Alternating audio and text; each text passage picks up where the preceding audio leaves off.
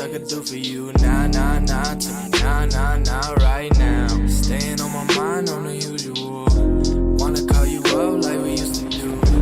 Tell you all the things I could do for you. Nah, nah, nah, tell me nah, nah, nah, right now. I've been feeling like a loner lately. Been a minute since I woke up feeling sober. When awake I'm seeing nightmares. Sleeping you out right there like you never left. And I am hoping that you might care. Change on me.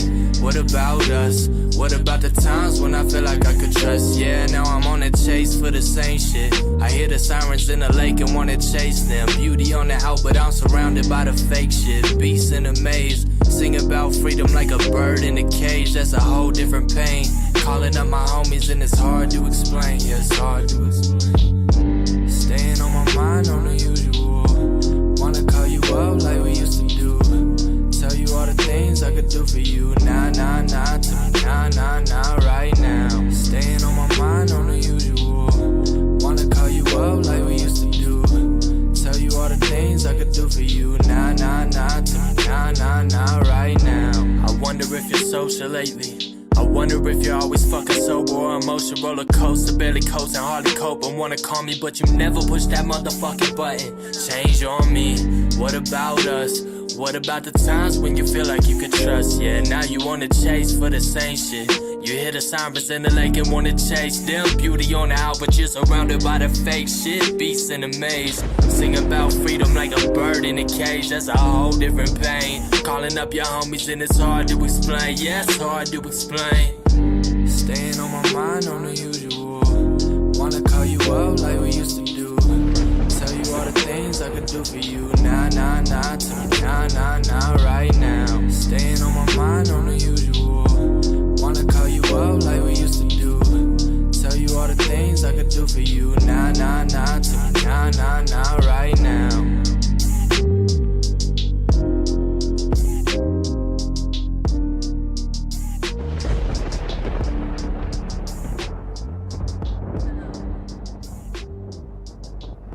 Welcome to Prime Sports Media.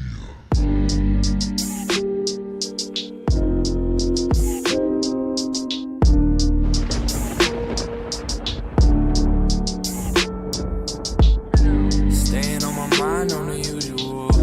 Wanna call you up like we used to do. Tell you all the things I could do for you. Nah, nah, nah, tell me nah, nah, nah, right now. Staying on my mind on the usual. Wanna call you up like we used to do. Tell you all the things I could do for you. Nah, nah, nah, tell me nah, nah, nah, right now. I've been feeling like a loner lately. Been a minute since I woke up feeling sober. When awake I'm seeing nightmares. Sleeping you out right there like you never left. And I am hoping that you might care. Change on me. What about us? What about the times when I feel like I could trust? Yeah, now I'm on a chase for the same shit. I hear the sirens in the lake and wanna chase them. Beauty on the out but I'm surrounded by the fake shit. Beasts in a maze. Sing about freedom like a bird in a cage. That's a whole different pain. Calling up my homies and it's hard to explain. Yeah, it's hard to explain. Staying on my mind on the usual. Wanna call you up like we used to do. Tell you all the things I could do for you. Nah, nah, nah, tell me nah, nah, nah, right now. Staying on my mind on the usual. Wanna call you up like we used to do. Tell you all the things I could do for you. Nah, nah, nah, tell me nah, nah, nah, right now. I wonder if you're social lately. I wonder if you're always fucking sober or emotion roller coaster, barely coasting, hardly cope and wanna call me, but you never push that motherfucking button. Change on me. What about us? What about the times when you feel like you could trust? Yeah, now you wanna chase for the same shit. You hear the sirens in the lake and wanna chase them. Beauty on the out, but you're surrounded by the fake shit. Beasts in a maze. Sing about freedom like a bird in a cage. That's a whole different pain. Calling up your homies and it's hard to explain. Yeah, it's hard to explain. Staying on my mind on the usual. Wanna call you up like we used to do. Tell you all the things I could do for you. Nah, nah, nah, tell me nah, nah, nah, right now. Staying on my mind on the usual. Wanna call you up like we used to do. Tell you all the things I could do for you. Nah, nah, nah, tell me nah, nah, nah, right now.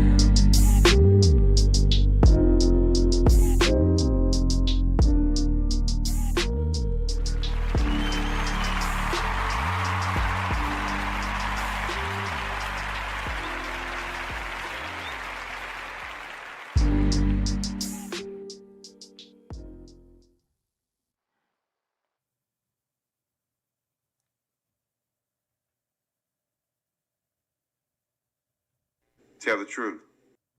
Tell the truth.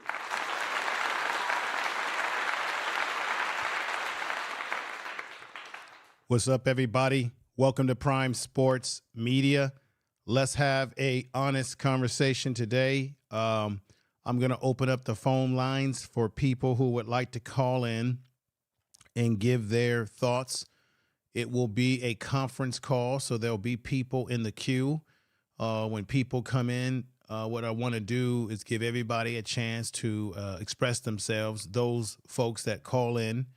And then when you've made your points, then I would want you to drop off the line to let other people come up and speak, because it'll be a conference call, which will mean there'll be a variety of people in the queue at the same time. I want to have an honest dialogue today about the team, CU, Colorado, Coach Prime, the players, the coaching staff. I'm not going to blame this today. I'm not going to necessarily put a lot of this on the players, other than we know that the elephant in the room is the offensive line. And once again, we witnessed on display that the offensive line just could not give Shedeur the protection that he needed. As we already know, he got hurt last night, had some numbing of his, according to Coach Prime, he had some numbing of his arm where he couldn't feel the football in his hands. Therefore, he could not, as you see the football right here, he could not grip it. He could not make any type of touches with the football. That's very important for a quarterback, everybody, to be able to touch the ball, to be able to feel that football, and Shedeur could not feel that football last night. Instead, what happened to Shedeur is that Shedeur sustained also during that game a tweaking of his ankle. So there was injury to the ankle. That concerns me. The question is, will Shedeur be able to play in the next game against Utah, which is a much better defensive team, as well as a much better football team overall in the Pac-12 conference this year in college football? That's the Pac-12 I'm talking about, ladies and gentlemen. You see the symbol, you see the logo there. So that is one of the concerns that we might be asking ourselves, is that Shedeur, his health is more important right now, even in this last game that they're going to play. According to Coach Prime, Shedeur doesn't give up. He's going to probably fight like hell to get back out there to play against Utah, but I'm very concerned. This has been a concern that I have expressed to many of you during the course of this season. You have heard me say this on live streams right here at Prime Sports Media. This is Information Man. Welcome to Information Man Media. You can also catch me on Information Man Show, where I get into political, cultural, and social issues, if that's something that you like as well. But here we're dealing with sports. We're dealing with what's happening at CU. We're dealing with what's happening with Shedeur and the way he got hurt last night, which was indicative of what's been happening all year with this football team. We're looking at the 12th game next year. The 12th game of this season, next week. And at some point in time, we have to be honest and say that they are what they are at this point. They're not what we thought they would be. As those of you that are fans of the team, they are what they are right now. It does not mean that they're not going to be better next year, that Prime cannot bring in better players. He's definitely going to have to do something about that offensive line. I'm concerned about another issue that's going on. There's rumors out there that the young man who's the best overall athlete in the country coming out of high school, just like Travis Hunter, there's some rumor out there that this young man, I think it's Butler, the young man may be reconsidering, because if you look at his Twitter, his social media, and how he's posting information about Missouri is trying to recruit him heavily and pull him away from CU. And he had some things to say. Usually if a young man is completely focused on going to one school, he wouldn't even entertain the others. But these are high school kids. They like the attention. I'm hoping that Butler doesn't change his mind and decide to go to another program because of the fact that the team is having some problems. And Butler, the young man, has been quoted, everybody, on his own social media that he's the all athlete star. I mean, the guy can go both ways like Travis Hunter. He has been quoted or not quoted. He has said himself on his own social media. I believe it was Twitter as well, or X or whatever we call it these days, that he wants to win football, that he wants to dominate and make the defensive backs at the next level of college football look real bad. So I'm hoping that what's transpiring does not hurt the team going forward, because they need his type of talent. But we know that these are young people who are fickle and will change their mind. I suspect, I'm using logic today, not emotion. I suspect that you're going to see maybe a percentage of these players on this CU team maybe jump into the transfer portal. Another thing that we have to keep in mind, ladies and gentlemen, as I put a picture of Shador up here, is that scholarships are not guaranteed, right? You can actually not honor the scholarship of I believe if you recruit a young man and you don't want that young man to retain the scholarship to come back and play, maybe because he's just not cutting it like you thought. Will Coach Prime send people packing on this team that have just not cut it? These are very difficult issues to discuss. I want people, when I put out the number today for you to call in, we have to have a heart-to-heart conversation. We got to be logical in our expectations. I think our expectations for this team to get better, that's nothing wrong with that. That's something that we should have expectations, right? Coach Prime has expectations for this team, most definitely. But we have to look at what could possibly happen between kids that may jump into the transfer portal versus kids that will leave because they are a senior, right? So you have to keep in mind, you might have young men in this country right now who may have a desire or had a desire to play for CU, but they're a senior and they're saying, hey, this team is in rebuilding. Do I want to go or transfer to CU as a senior in my last year to a rebuilding program when I want to win right now? Now, we know that Coach Prime said that it was about winning, that winning right now was important. They want to win. Coach Prime wants to win. That's why he's taking these losses so heavily hard. And I feel for him last night because he did not look well at all on the sideline. And guess what? They asked him a question in the press conference almost as if, well, was it about you being sick on the sideline that could have possibly contributed to the... No, we're not going to go there. Coach Prime being sick has nothing to do with why they lost that game last night. Everything about that game happened with effort, and Coach Prime even admitted in the press conference, I'm going to play you the audio of that it seemed like the team at times gave up. Travis Hunter did the best he could last night. We couldn't ask for much more. The young man is playing both sides of the ball. Some people were saying, why was he still in the game late in the game when they've already been blown out, when he could sustain a serious injury? And that is another concern because we have seen that at times Travis Hunter can be a little fragile in terms of potential injuries, things of that nature, because he is playing both sides of the ball, which is commendable talent that he has. But we got to be very, very realistic, folks.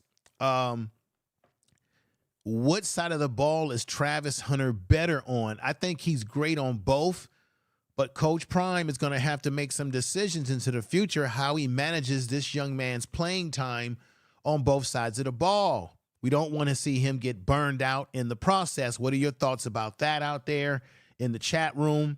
I hope that you will call in today when I do put out the call-in number. I'm just bringing some things up. Travis Hunter had 4 receptions for 82 yards, 1 TD. His longest reception was 45 yards. So he did the best he could considering that Shador was not there to come in there and bless them with more incredible plays. I believe that things went wrong again for the team when they allowed Washington State scored early, and then they start to score frequently against this CU team. There was breakdowns on offense. There was some breakdowns on defense. Now, I know that Sean Lewis took a lot of criticism for his play calling, right? And I know last week I talked about the referees, and people kept leaving me messages saying, well, what about how bad the referees were when it came to the other team? Both teams, the referees are poor in their execution. Last night I did see Xavier Weaver try to make a play, and you could clearly see that the defender who was defending him grabbed him or grabbing on his clothing, and there was no call. So these things happen. We can say, hey, the referees didn't make good calls or this or not. We had a chance to see the young man, Kamani McLean, do his thing last night. I believe he is going to be a great player potentially with more seasoning and training and development. He had at times he made some plays, and at times he had some issues because he's just gonna learn. He's gonna learn. Give him time. No doubt about that. He's gonna learn. But last night, in many ways, they hurt themselves. I didn't see the referees being that big of a factor as their mistakes that they made last night. Dylan Edward, who you see on the screen, ladies and gentlemen, with Amarion Miller, who once again, why is he not playing? This is my thing. I feel like some of the young players on this team are not being utilized to their skill level at this stage right now, in my opinion, folks. How do you feel about that? You've got Dylan Edwards right there, who early in the game, he wasn't a factor. Didn't seem like they were committed to running the ball consistently. Last night, it's like they just turned in the tent and said, we're not going to run the ball. You ran the ball with Savion Wilkinson pretty well in the beginning of the game. He had 13 carries for 49 yards, 1 TD's longest run. Let me put him up here because late in the game, Dylan Edwards did some things that shows you that they have a bright future with him if they would just utilize and run the damn ball. You've got to run the ball to control the game. And once again, CU failed to exploit the running game to the level that it should have been exploited. Let me put Savion up here, everybody. Let's give him a clap. I am going to drop a link for people to call in, or not drop a link, but drop a call-in number for you to call in. Let me just get past my monologue right now. Savion also did something else great last night. He had 2 receptions for 29 yards, longest being 18 yards. So what happened, ladies and gentlemen? This is the question I want people to talk about when you call in and in the chat room. What happened to Savion when he was really starting to play well. That's what they should have stuck with, the running game last night. I believe that they got out of the running game and start putting more pressure, I believe, on Shador to win the game with his arm, which has been the MO of this team all year, but it has come back to hunt them. Savion Wilkinson should have been continued. They should have continued to give him the rock last night. They should have continued to stay steady with their running game. What happened is they got down early in the game, 7-0. Then Washington State went up again and made it 14-0. And I feel like that CU sort of panicked and said, uh-oh, we got to throw our way out of this deficit by throwing the ball. And I had said earlier that Sean Lewis got demoted as the offensive play caller, and a lot of us felt that he should have been demoted.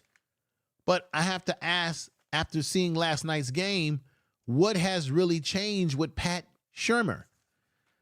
I saw some of the same similar things. His play calling, you could tell that Pat Shurmur is a more experienced play caller, and you can see a little bit of that in the way they've played so far offensively the last two games, although they've lost.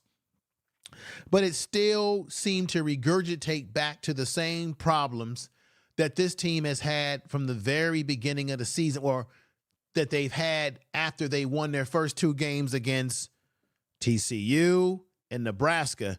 And that problem still remains, is that it's not that they can't run the ball, it is that they're not committed to running the ball. I want to repeat this again.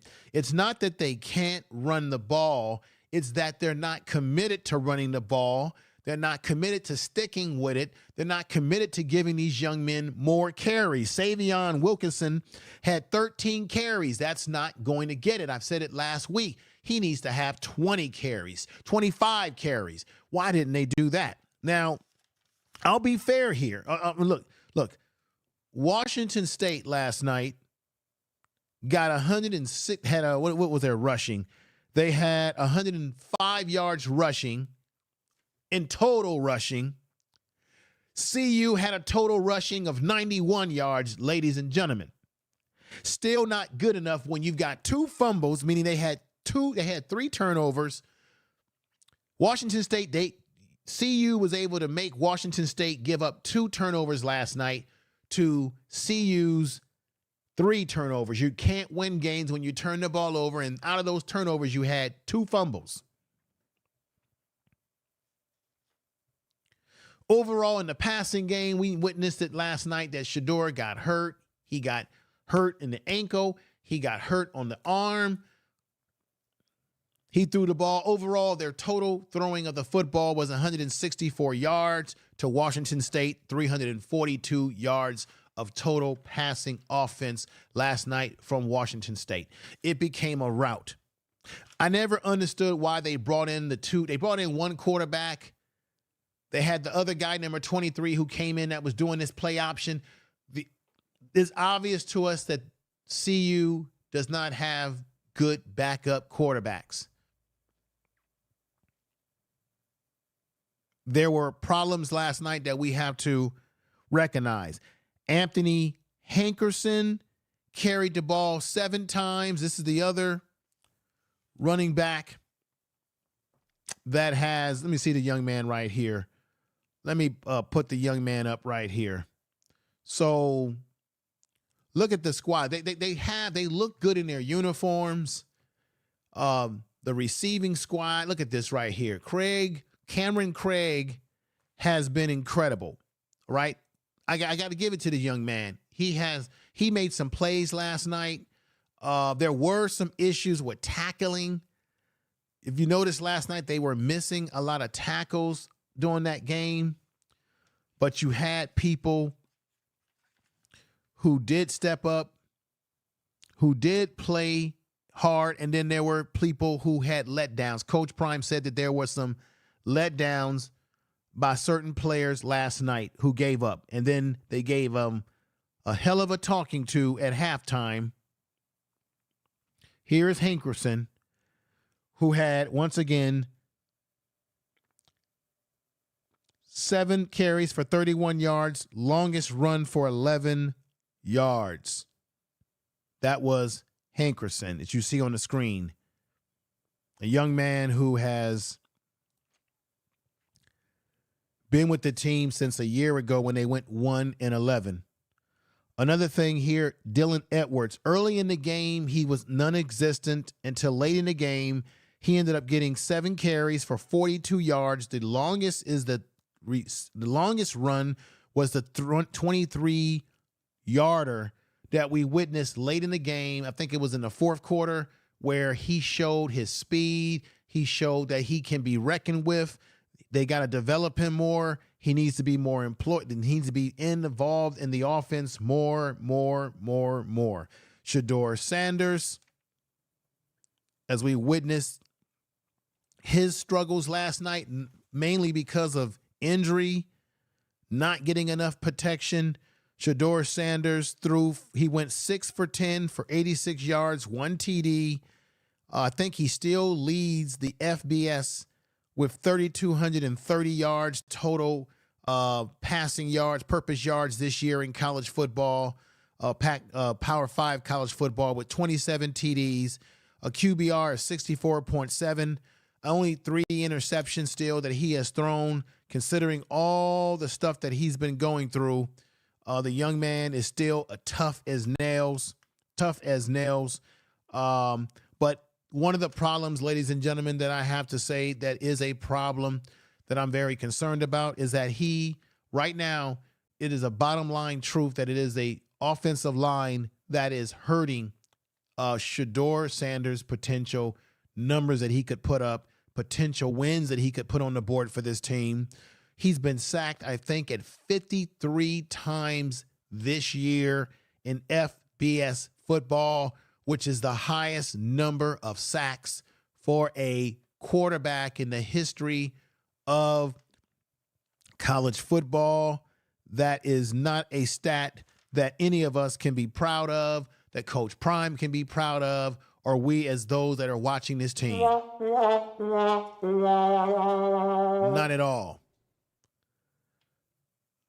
These are things that I'm bringing up when I open up the chat room for people or the phones for people to call in and give their thoughts. What's going on, James Blackburn, DD, BB? Good to have you all here. Chris, thank you for being here. Jen J, thank you for being here. Adams Hurley, thank you for being here. All of you that are coming through, I much appreciate the support.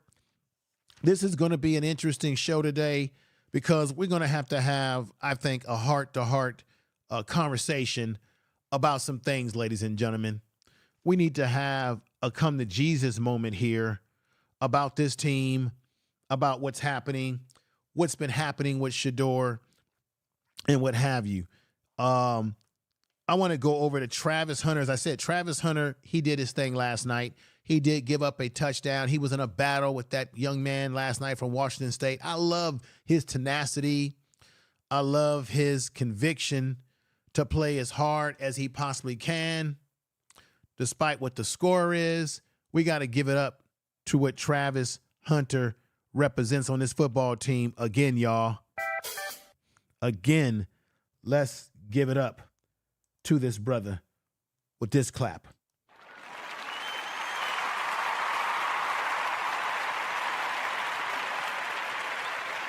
Tell the truth. He still managed to get out there and play some ball, play hard at all times. 82 yards, 1 TD, longest reception for 45 yards. He's another young man that they got to get deeply involved in the offense more and more.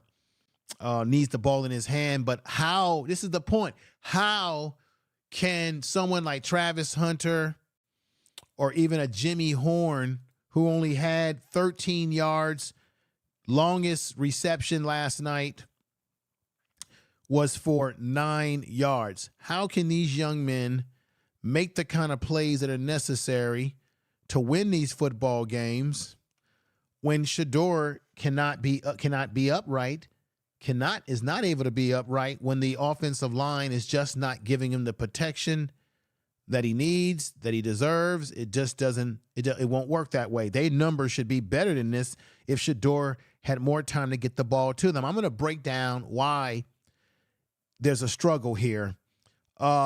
Xavier Weaver did not have the kind of game that we've been used to seeing him have, especially in the beginning of the game.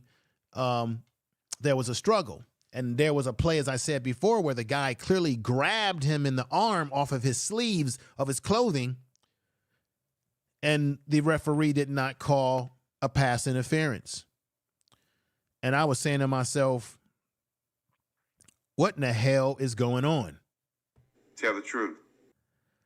Xavier Weaver had 3 receptions for 41 yards. Longest reception for 22 yards was his longest last night. These are the sort of stats that their stats could be better than what they are if Shedeur had an offensive line that was giving him the protection that he needs to get the ball out of his hand to make things happen. We got to be honest about what's happening with Shedeur. This is what happened to Shedeur last night, ladies and gentlemen, was what concerned me. I have talked about this many times with you all. I've talked to you about my concern about how we don't want to see him out for the year. Now, he's not out. Now, this is the last game of the season against Utah. Will he be able to play? If he's got a problem with his ankle and arm numbing, hopefully the numbing will go away, but the ankle is going to be a problem. Will Coach Prime put him out there to play? Patricia, thank you for being here. She says, a lot of the players have the flu. That's why they didn't travel to Washington. Coach Prime is also not feeling well. No excuse. Right. I think, yeah, there were a lot of players who didn't travel because they got the flu, but this is not the excuse. Patricia, you're right. It's not an excuse for why they lost the game. I'm not going to use sicknesses. Coach Prime didn't use a sickness as excuse. And what he said to the people, let me go ahead and let you hear what Coach Prime said right now. Everybody, make sure if you have not, make sure you follow me on the radio podcast program that I do. Out of Spreaker is my main base. That's Spreaker. Or you can hear me on Spotify as well. When I finish up on Spreaker, it will port over to Spotify. It will port over to iHeartRadio podcast. Of course, the Prime Sports Media Facebook page, 79,000 people over there. Make sure you get over there and follow that page if you can. Here's another podcasting platform that I use. And as always, make sure you subscribe. Thank you very much. Folks, I can't wait to get to the phone calls very soon to hear your thoughts about what's going on here. We got to be honest about the problems and deficits that this team has. I think Coach Prime, you're going to be shocked. Coach Prime admitted that he hasn't figured out this football team. Do you hear what I'm saying? Coach Prime has admitted what you're going to hear, that he has not figured out this football team with all that they've gone through, all the way up to this game that they had last night. He is still puzzled about this football team. I want you to look at Coach Prime right there. I want you to hear this audio from Coach Prime at the presser. Here we go. And he sustained, had numbness in his hand. He got hit in the forearm, and he couldn't really grip the ball. He couldn't really feel the ball. Then second time he got injured was, I think we had an air snap, and I think they rolled up his ankle, and that was it. Couldn't grip the ball at his ankle, so that took him out of the game. And the rest is history. great job by our opponents once again. Very saddened of how we played. We practiced hard this past week. We prepared like no other, and to go display a performance like that is not indicative of who we are, what we are, how we are.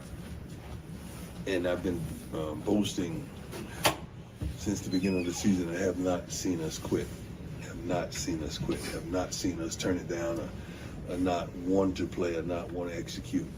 There was some plays in the first half that I didn't see the passion that I wanted to see, but we came and got on them a little bit at halftime, and they went back out there and they fought. So I do applaud them for fighting in the second half and not giving up.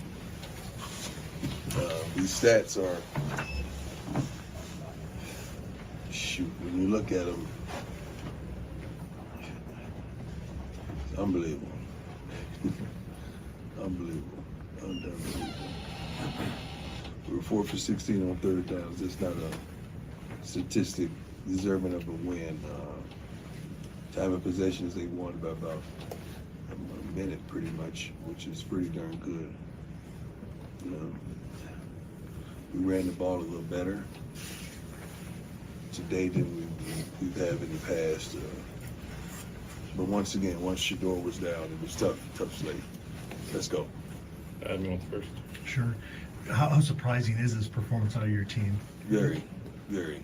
Because it's not who we are. And, I'm still trying to figure out our identity, trying to figure out who we are in turbulent times. And I still don't know. After all these weeks, I still don't know. What was the message in the locker room? Feels like there's been a couple times this year where you've had to go to, who's going to show me pride in the second half. Yeah, Are you able to go back to that well again? Yeah, it was a lot similar to who's going to show up, hold each other accountable, make sure your teammate goes out there and give everything. I'm sorry, my head is throbbing right now. Make sure your teammate go out there and give everything that they have. So it was a sound message. They responded.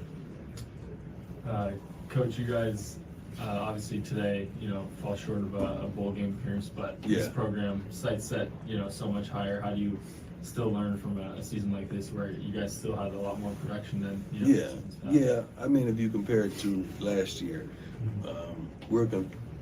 we try to compare it to what we're capable of, and we were falling short of what we're capable of, and that's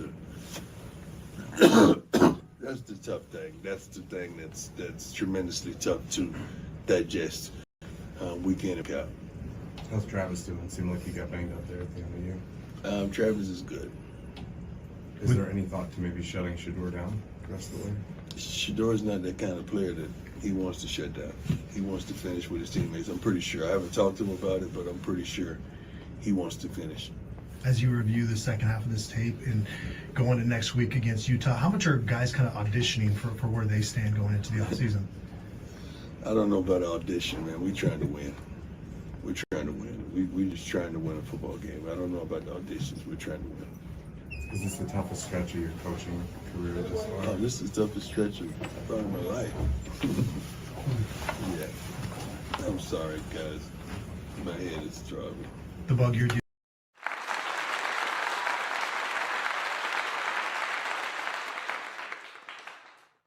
There it is, Coach Prime expressing his disappointment, his concern, but also said that this has been the most difficult part of his life, coaching this team and seeing them lose, seeing that they have potential, but letting games slip right by them.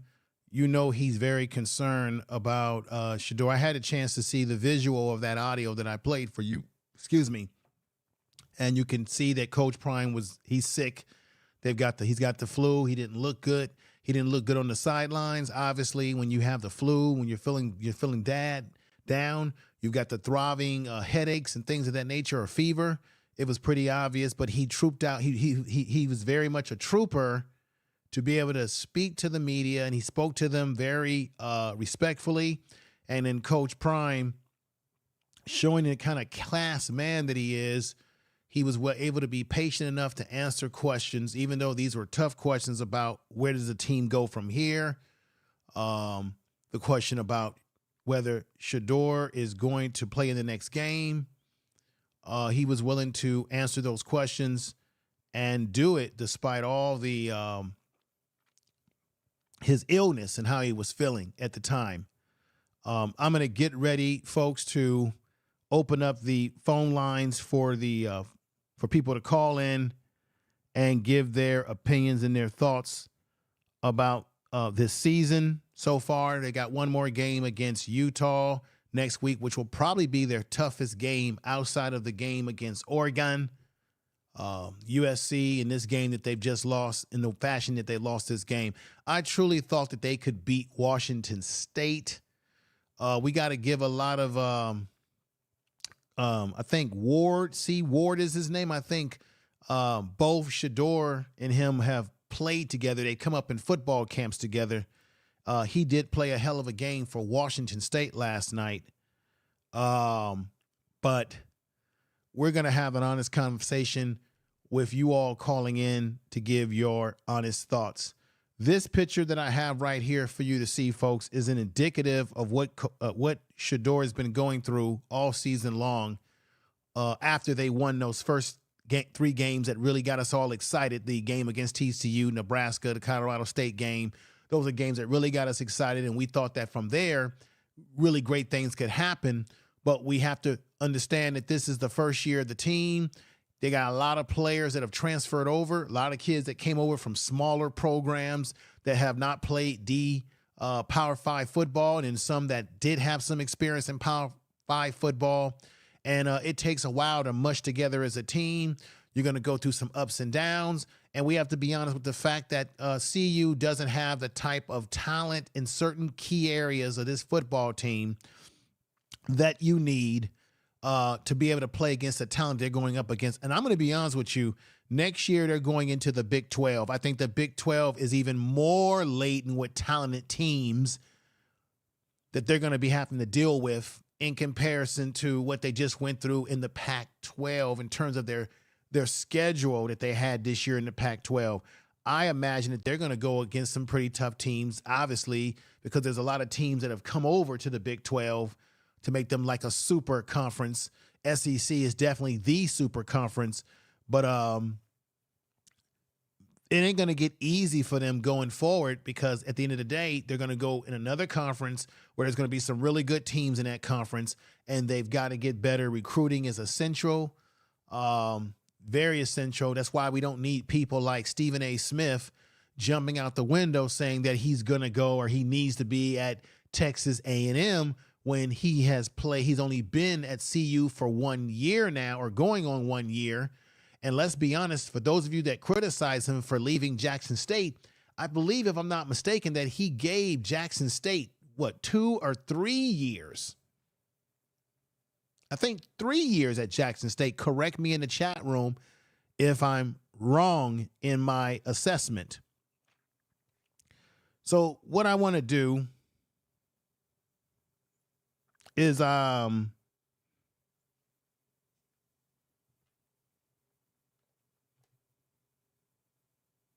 what I'm going to try to do is that I'm going to open up the phone lines for you all to call in. So give me a minute while I set this up. I appreciate everybody that's here. Hit the bell notification if you're new to the channel.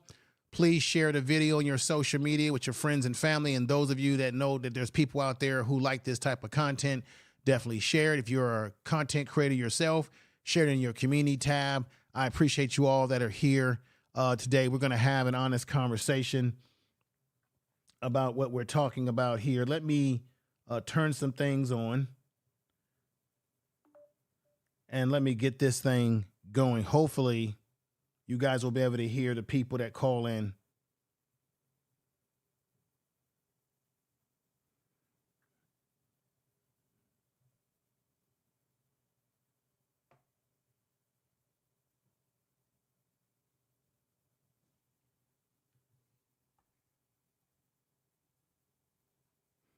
Hang on, folks.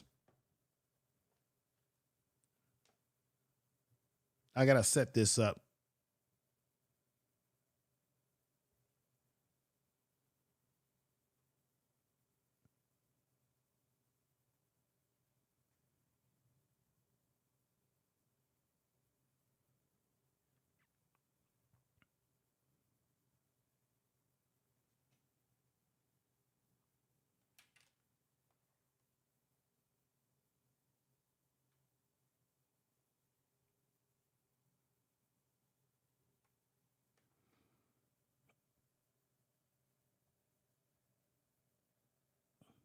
All right, folks. Let me see. What am I doing wrong here?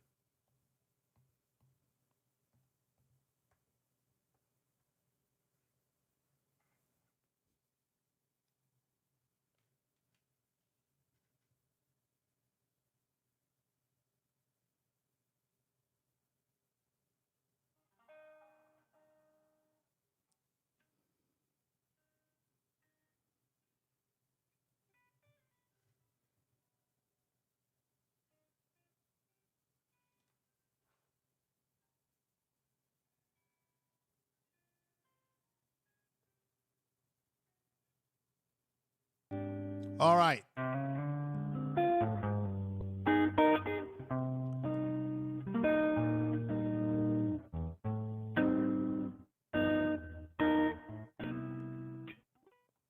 All right, can everybody hear that? Put a 7 in the chat room if you can hear that music in the background.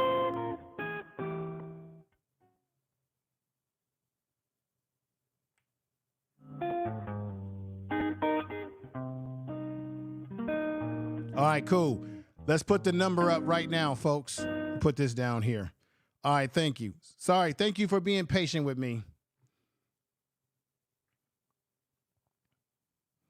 There's the number right there, ladies and gentlemen. Call in number 605-313-5658. Access code number 571-1128. It's on the screen there. You can call in. When people call in, I know there'll be people in the queue. I just want one person to speak to me one at a time. I want to hear what you have to say. And then when we finish our discussion, just drop off the line so then I can get to the next person. Let's keep these call-in conversations kind of short and to the point so that we can give everybody an opportunity who decides to call in to speak. So I'll just be waiting for people to call in that want to call in. That's 605-313-5658. Access code 571-1128. Don't be shy, folks. I appreciate everybody that's here. Another area that I want to touch on, folks, is the area of the coaching staff. How many of you in the chat room believe that there's going to be a shakeup in the coaching staff, that there are going to be some guys that are going to be released from their coaching obligation of this team, from their contracts?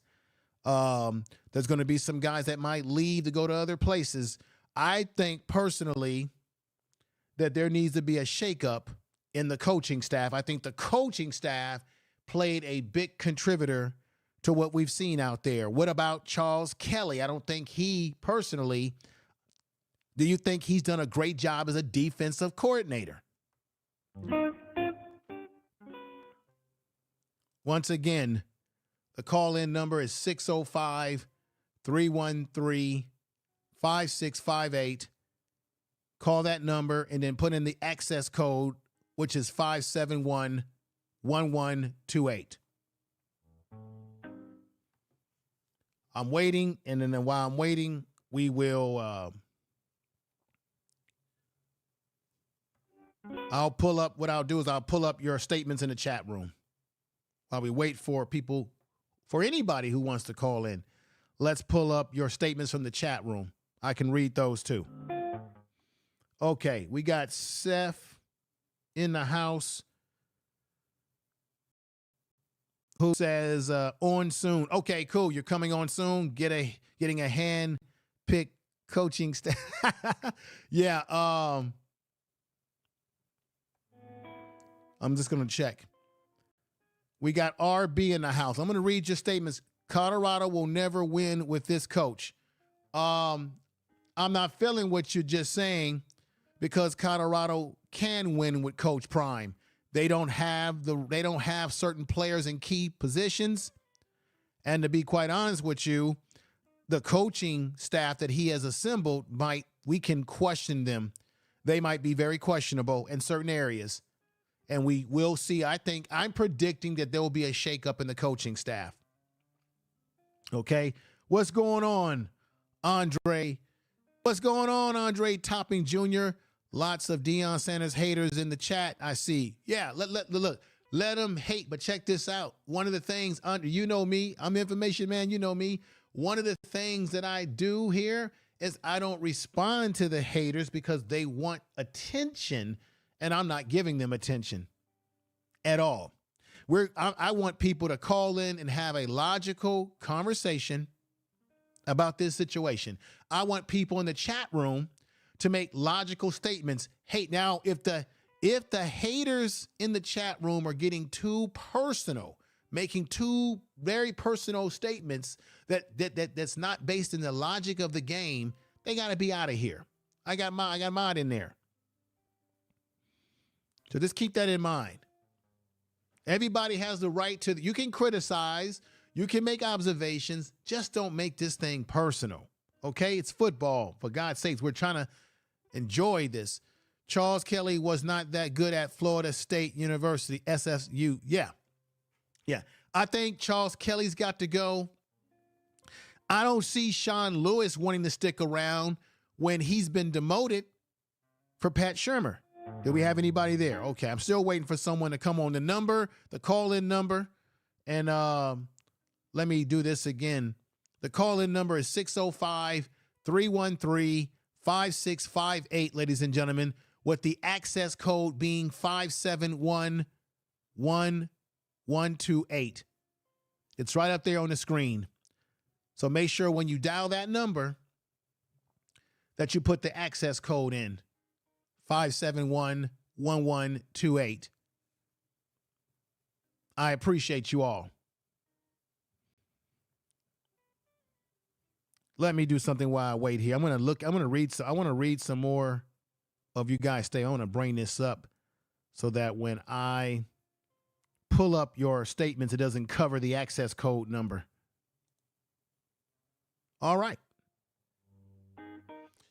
DDBB says, Christopher, with the fundamental missing, it doesn't matter who the recruits. The coaching is the major flaw.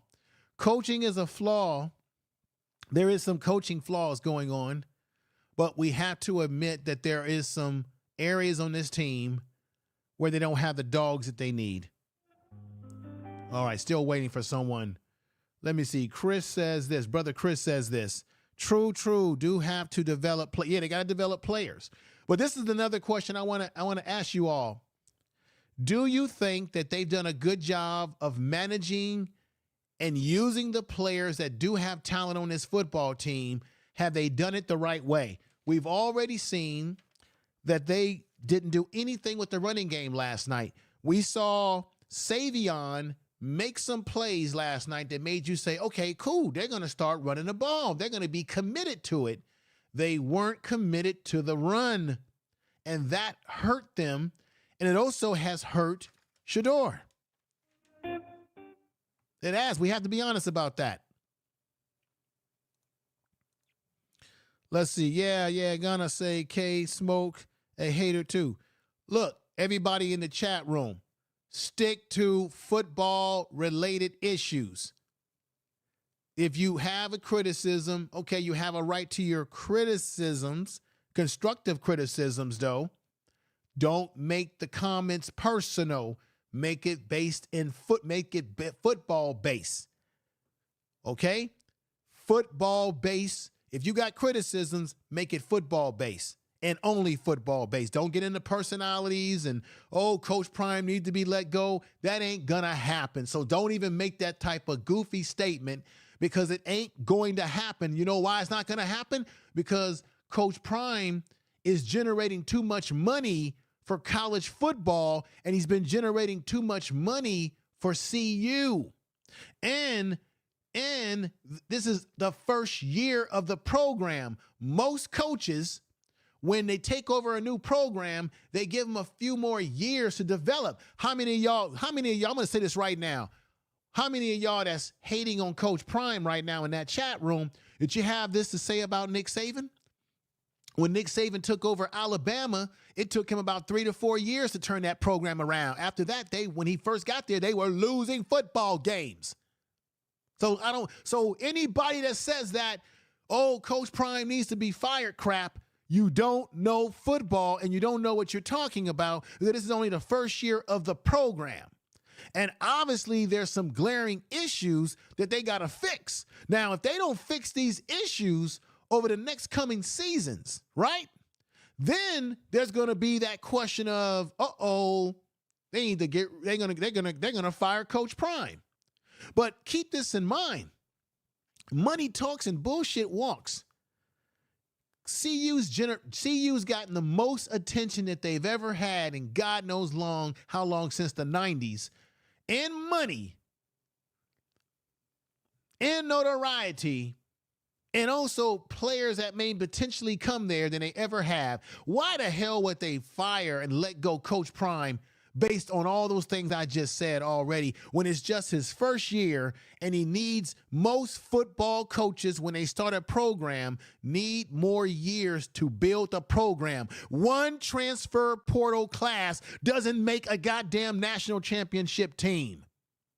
So anybody that says he needs to be fired, mods in the chat room, or I'm going to do it, you're going to be blocked out of here because you're not making football sense.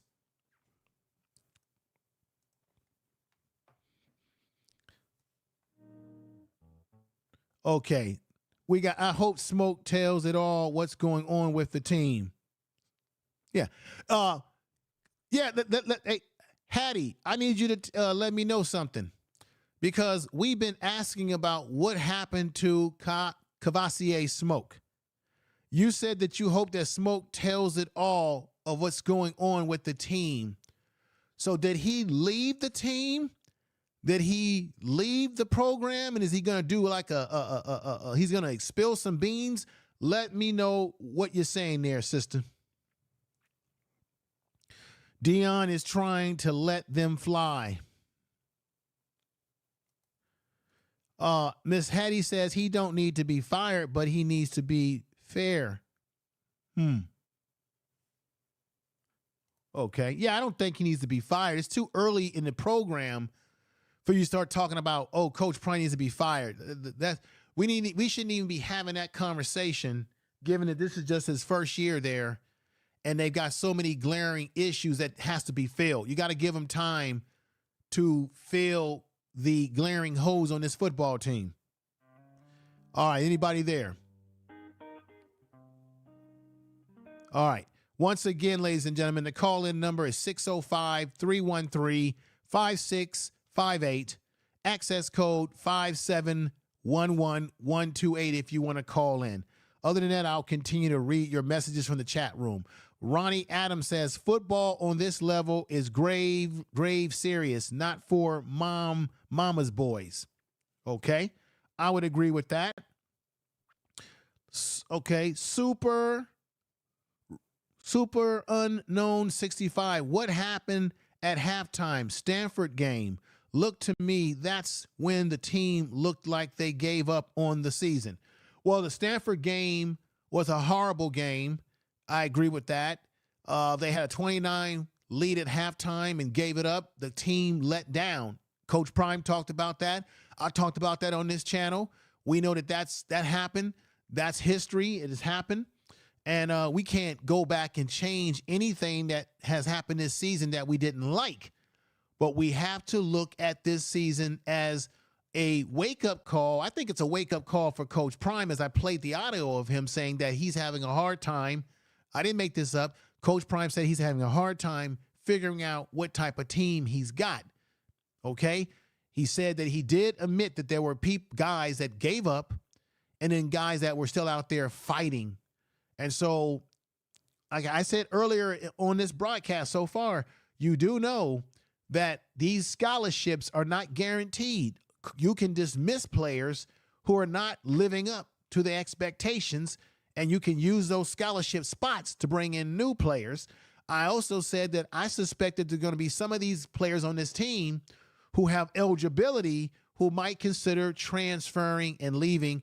I don't want to see that, but I can see it as a reality. And I also asked a very fundamental question. Has this coaching staff utilized the talent on this team properly, given all the ramifications? Yes, have to learn how to lose before you understand how to win. Right. I'll give you a clap for that. Smoke did say something on X. He was upset about playing time and the passion or lack of it. Well, he didn't get any playing time. So basically, we got to be honest. Basically, Cavassier Smoke transferred from Kentucky, used a whole year of eligibility to go to Colorado and get no playing time. Makes no sense. Now, I'll be the first to say that. All right, Jack Haley. It's funny how the trolls come in when the team is losing, but y'all didn't come around when they won a few games, right? Because y'all just want to come around and talk your smack when they lost. And none of you have any coaching experience or even probably played football your damn selves. I've played sports. Jack Haley says, man, A&M don't want Prime. See, come on, man. Deion is not on that. Nobody over here. Hey, Jack Haley. Nobody over here is talking about Coach Prime going to Texas A&M. And guess what? Coach Prime was a candidate, as quiet as it's kept. Texas A&M is looking to make a big splash.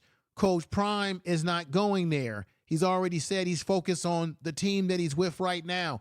I've also did a video about that issue. So why are you coming in here spamming the chat with that bullshit statement that you just left right there when we're not even talking about Coach Prime going to Texas A&M? We're talking about what he needs to do at CU. He's not going there. And even if they don't want him, that was Stephen A. Smith who jumped out the window and said he needed to be there. Coach Prime never said he needed to be there.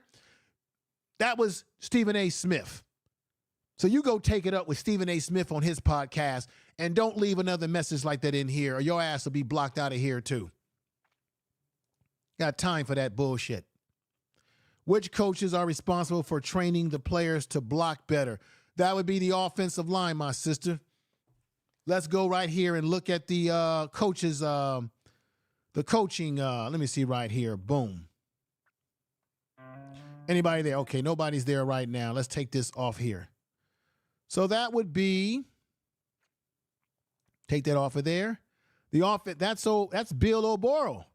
He's the offensive line coach, and I wonder why hasn't he gotten any pressure put on him? Why haven't we heard his name as much as we've heard about Sean Lewis, and now there's rumbles about Charles Kelly. Bill O'Boyle, why is he not getting any criticism since he's the offensive line coach? And I know the buck stops with the head coach, which is Coach Prime, right? He's the CEO, the head man in charge. I get it. Once again, if you want to call in and discuss this with me with sense and with football talk, the number is 605-313-5658, access code 571-1128. Let's talk about what's going on with this team at CU. This isn't about Texas A&M. We already know he's not going there. That's not happening. So it's an irrelevant conversation to have or to talk about in the chat room. Other than that, you're just trolling. Because we already know he's not going there.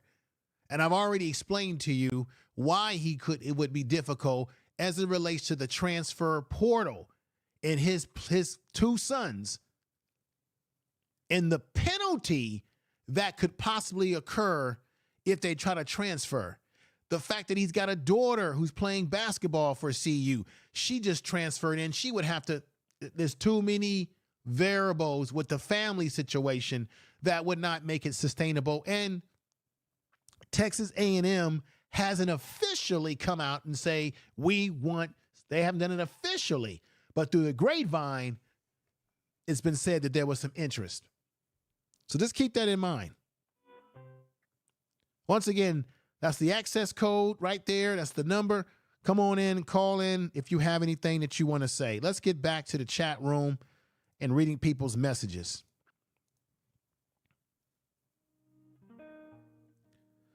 Okay, can't blame a man for trying to get his son to the pro level. No, I don't think, I'm not blaming, we can't blame him for that, but I don't get the impression that Coach Prime is only thinking but just about his sons. I think he is concerned about the other players on this team. Now, you may say, well, it's all about his son. Well, his son obviously is the best. Check this out. Deion Sanders is obviously the best quarterback on this team because we saw the two backup quarterbacks play last night, and they were terrible. Y'all can't deny what I'm saying. The backup quarterbacks that came in were terrible. They were terrible.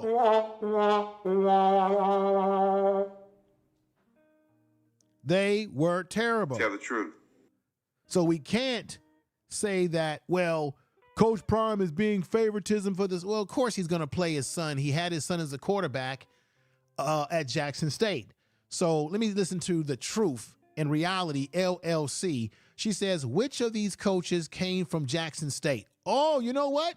That's a big, let me see. Well, I think Gary Harrell might have come from Jackson State because he had some of these folks that came over from Jackson State. I think Kevin Matthews, who has a son on the team, came over from Jackson State with him. I think Andre Hart came over. He's the linebacker. I think the linebacker coach, Hart, came over from Jackson State. I think Coach Matthew, who's the cornerback coach, came over from Jackson State. Tell me if I'm wrong in the chat room, y'all. If I'm right, put those sevens. I believe Nick Williams, the defensive end coach, came from Jackson State. And Gary Flea Harrell, the running back coach, the assistant head coach and running back coach, I believe he came over from Jackson State. Tell me if I'm right by putting the sevens in the chat room if you know that for a fact. I think I'm right about that. Once again, the phone number, call-in number is 605-313-5658. Access code 571-1128. If you're worried about long-distance charges, this is free call. It's free on your cell phone. No charges will be incurred to you. This is free call. Just want to let you know. And plus with cell phones, the long distance is free for everybody nowadays. Let's go back into the chat room and go to Patricia. She says, Harold, Brent, and Tom Brewston and Dennis Thurman. So Dennis Thurman came over from Jackson State with him as well. Okay, James Hunter. Let me hear what you got to say, brother. James Hunter says, let me see. Does this year make black coaches look incompetent on the Power 5 level? I'm not going to answer that because that's a troll question. You just want to put out your trolling. What happened at CU has nothing to do with black coaches, period. This is an individual situation at an individual school with individual coaching staff. Stop trolling. If you ask another question like that, I'm getting you out of here. It is a troll question. Who said that this makes black coaches look incompetent? See, this is the thing that pisses me off about our effing society today. Whatever happens to one black man or a group of black people or a black person has to be a reflection on all black people. ridiculous. Ridiculous. Coach Prime and his staff are their own entity. You would never ask that question when it came to white coaches. When we got white coaches that lose games, lose professional football games, lose college games. You got white coaches that get hired in the NFL that go from one team to another, losing games and getting rehired, getting retread over and over again. You got white coaches in college football who lose games and have bad seasons and continue to get jobs. Hell, even get brought up to the NFL, while black coaches get marginalized, underestimated, and undervalued. You would never ask that question of white coaches that be losing and having bad seasons as well. You would never say, is this a reflection on white coaches? That's why your question is disingenuous and is to me, a racist question to ask. Because you would never ask that of a white coach who's struggling, because last time I checked, Washington State had the same damn record as Colorado. They were 4-6. Now they're 5-6. Did you ask the question, does that coach for Washington State that was 4-6, just like Coach Prime, do you say that coach, that white coach, is a bad reflection on white coaches in the country who could be seen as incompetent? No, you would never ask that question. Get the hell out of here. Get your ass out of here. Yeah, it's a sensitive subject, but that's not a genuine question to ask, because you don't ask that question of the white coaches who be losing games every damn year and getting jobs while black coaches get overlooked. Tony Yu, this is a sensitive subject. Oh boy, here we go with the white versus black. No, ain't no white versus anything. He asked it. It's what I said is a fact. Nobody would ask that question of white coaches. Period. All right, let's move on here.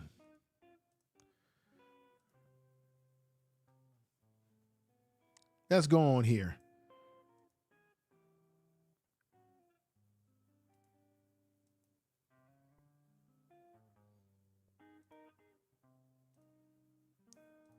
All right, let me see this here. We got Bleach Metal who says, Tony Yu, yep, go back to 400 years. Coach Matthew played with Prime in the pros. Thank you for that statement right there. So he played with he played with the coach in the pros. Let's see. Prime went from 1 to 4 wins. It's still a turnaround. Okay. All right. Sheila Watkinson says, hello, Coach Prime. We have exchanged mean words, but we're okay. I have supported football since high school. You are a great coach. Yeah, I mean, he's got guys, he's got to get some better players in certain areas. James Hunter says every running back can't get 20 carries. Big guys, every wide receiver is not going to catch 10 passes. You're right, James. You're right. You're right, brother. You cannot talk strategy when the offensive line is not playing well. Right. Another thing I want to say, too, because I was over at Coach Hayes' yesterday listening to his channel, he made a good point about Shedeur. I want to make this point about Shedeur. When Shedeur has said that he has held on to the ball too long, right? And Coach Hayes made a good point because of his coaching experience. He said that the reason why it appears that Shedeur is holding on to the ball too long is because when they're getting down in their first, second, and third downs, where it's become 2nd and 13, 2nd and 14, 3rd and 15, he said last night that they're so far behind the sticks that the wide receivers have to run deeper routes.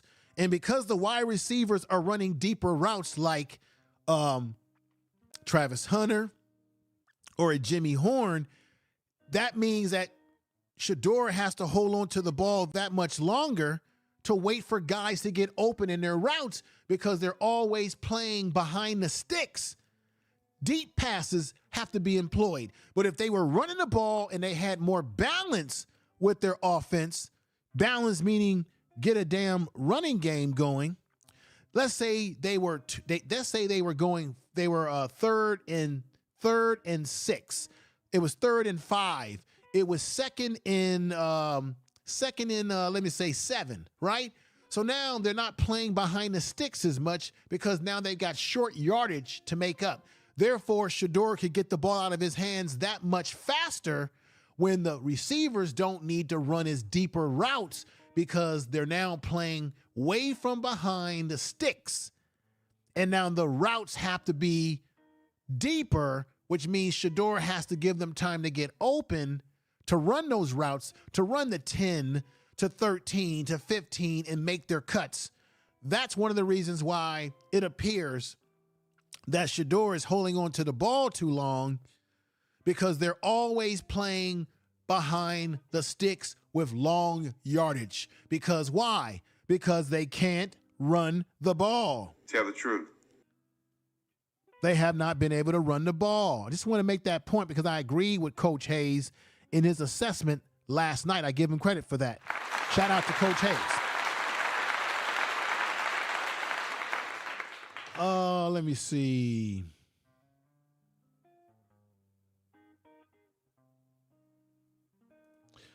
Let's see what Jack is saying. If we're talking color, James Franklin is the best black coach in college football, not Deion. Deion is just a sideline babysitter. Well, I think James Franklin is an excellent football coach. Okay, nobody's taking anything away from James Franklin. I don't see Jack. I don't see Coach Prime as a sideline babysitter. That's very disrespectful what you're saying. He's not. Okay? And it doesn't take anything away from what other black coaches are doing in the country that's positive. But I don't see Coach Prime as a babysitter. I see Coach Prime as a first-year coach who's never had Power 5 coaching experience, so he's learning as well. He has a team that's young, a team with guys who probably need more seasoning. He has a team with some guys who may not have the capabilities to play at this level, particularly in the offensive line. That's what he has, okay? And the truth of the matter, and this goes for any coach in the country, no matter what their color or race they are, any coach that doesn't have certain talent, like the offensive line talent, certain talent on a team, they're all going to lose. I don't care what their name is and who they are. If you don't have certain type of talent on the defensive line, the offensive line, which is the heart of a football team, I don't care who it is, you're not going to win football games successfully when you don't have the talent to compete. Period. Mrs. V, what's going on, 704? Deion wants to run the ball, but when your O-line isn't holding the line, it's hard to run the damn ball. Right. That's right. D-Time says this, your call line has an open conversation with okay, good. All right, who do we have there? Your call line has an open conversation with someone else talking about CU. What?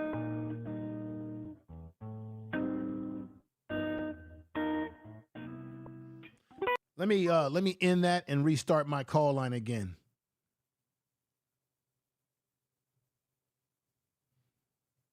I'm gonna start my call line again.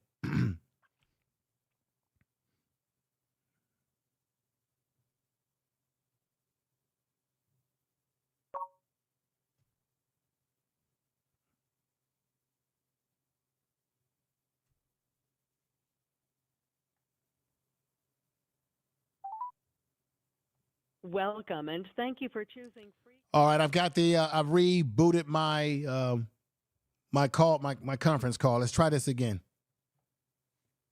You are the only participant in the call. All right. Once again, everybody, the call-in number is 605-313-5658. Access code 571-1128. Try it again. For those of you who tried to call in, try it again.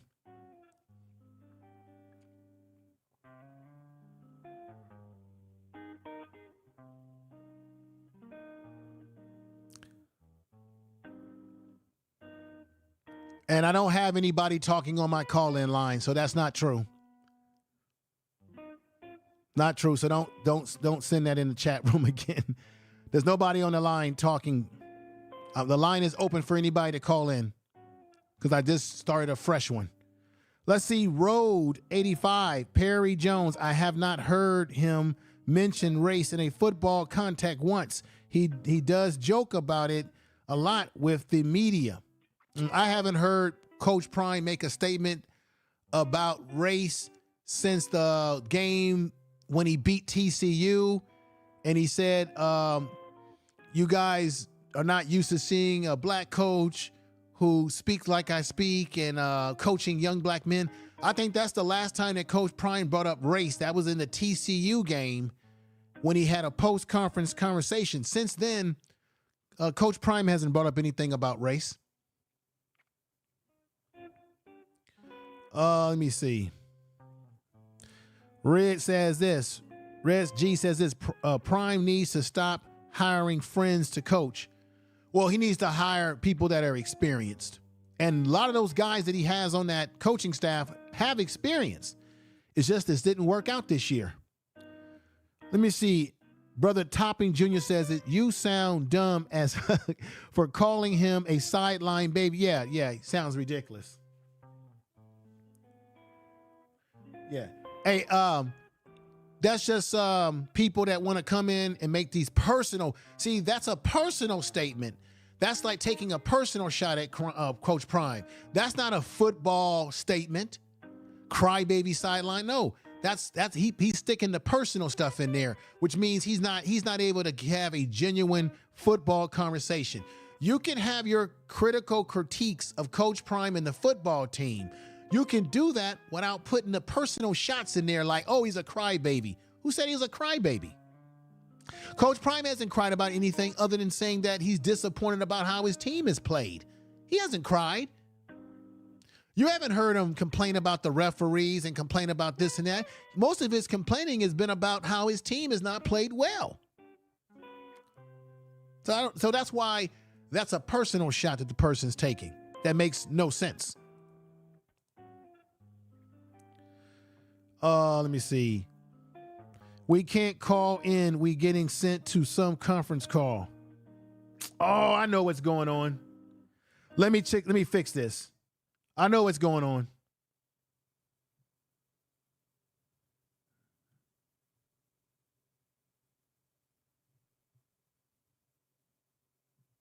I think I know what's going on, everybody. Give me 1 minute.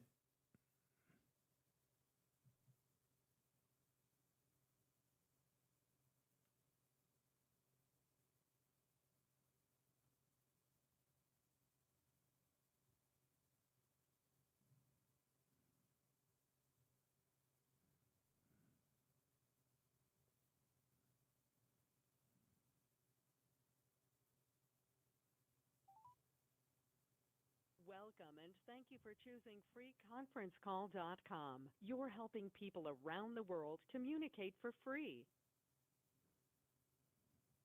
You are the only participant in the conference. Muted. This is what you have to do to get in. You have to put the access code in. So you call the number 605-313. Let me see this. Call the number 605-313-5658. When you call that number, it's going to put you in a conference call, but you have to put the access number in, which is 571-1128. It's on the screen at the bottom gray part. You got to put the access code in. When you put the access code in, it'll bring you into my system. Access code 5711128. Remember to put the access code in when you dial the number. If you don't put the access code in, you're not going to be connected to me. I'm not going to hear you in the queue. Try that. Thank you, everybody. Let's go back to your statements in the chat room. DDBB, all due respect to SWAC, is Jaco. Let me see. They also don't greatly develop players to the D1 level like other teams. Interesting. Let's see here. Would someone else please call in and use the same access code? This is a good form. Let's participate. Okay. Thank you for saying that, D-Time. How about you call in, Time? Call in.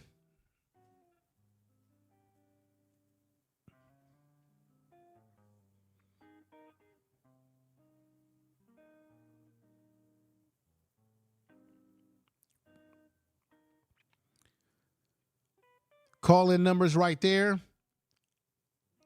Access code 571-1128. Make sure that you put the access code number in so that will pull you over to me. Let's see what Chris is saying. Prime admitted to the UCLA mess up before half. Right. Yeah, I mean, I think Coach Prime has been honest about the problems with this team, everybody. I don't think he's sitting back and he's being in denial.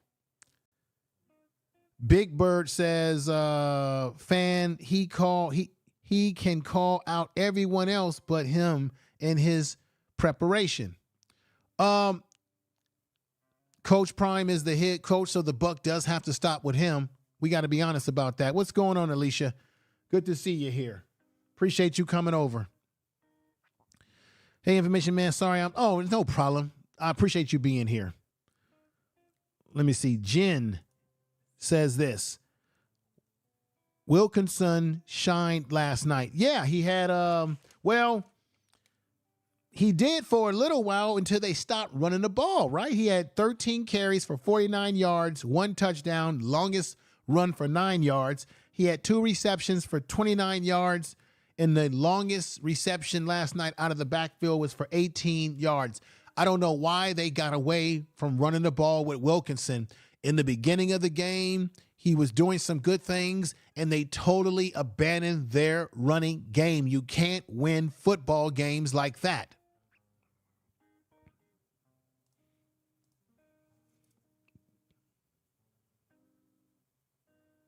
Yeah. You got to put the access code in, the 5711128 number. That will bring you to the conference. When you call the 605 number and you don't put the access code in, you're just going to stay in that one area. The access code brings you into me. That's why I got that on the screen so that you can, everybody can see that if they want to call in. Blaming the offensive line when his kid holds on to that ball like his blanket. Okay, let me explain this again to 3MTA3. You weren't here earlier. I was listening to Coach Hayes yesterday, and he was saying that one of the things that we fail to not understand when you don't understand football, why Shador is holding on to the ball a long time. He has admitted it himself in many press conferences. But Coach Hayes was saying last night that when they are when they're in 2nd and 13, 1st and 15, 3rd and 17, meaning they're not getting enough yards and they're way behind the sticks, then when they pass the ball, the receivers have to run deeper and longer routes, which means Shador has to hold on to the ball just a little bit longer for those routes to open up because they're always throwing the ball way behind the sticks. If they were having 3rd and 6, 2nd and 5, 3rd and 8, things of that nature, right? Then you could have crossing routes. You can run shorter routes, things of that nature, which would mean what? Shador wouldn't have to hold on to the ball as long. And that makes a hell of a lot of sense what Coach Hayes was saying last night, because obviously he's been a coach. And these are some of the things that we may not understand, those of us who have never coached football or maybe never played football at high school or at the college level may not understand. Shador is trying to look for his receivers to open it up in their routes when they're throwing. Think about it. If it's 3rd and 16, you got to give your receivers time to get down the field and get open and run their routes properly. The problem is the offensive line can't block long enough when they're in situations where they're going into these deep routes that they have to run because they're always playing behind the sticks. I shout out to Coach Hayes with that statement that he made on his show last night.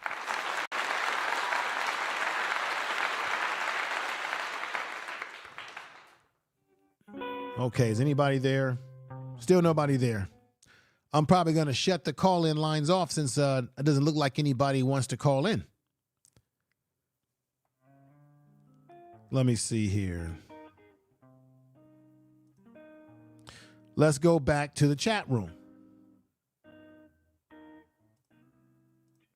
And Mrs. V704 says, if he called them out, then they should have proved to him they're not weak. Cannot keep blaming coaches because they're not drinking.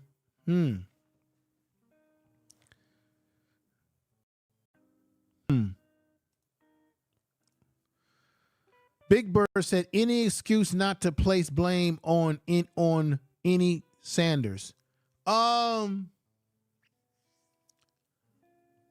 I think Coach Prime has to figure out how to manage his team better, how to manage his coaches better, how to get the best out of his players through them executing and making the position coaches who are responsible for positions to do their job.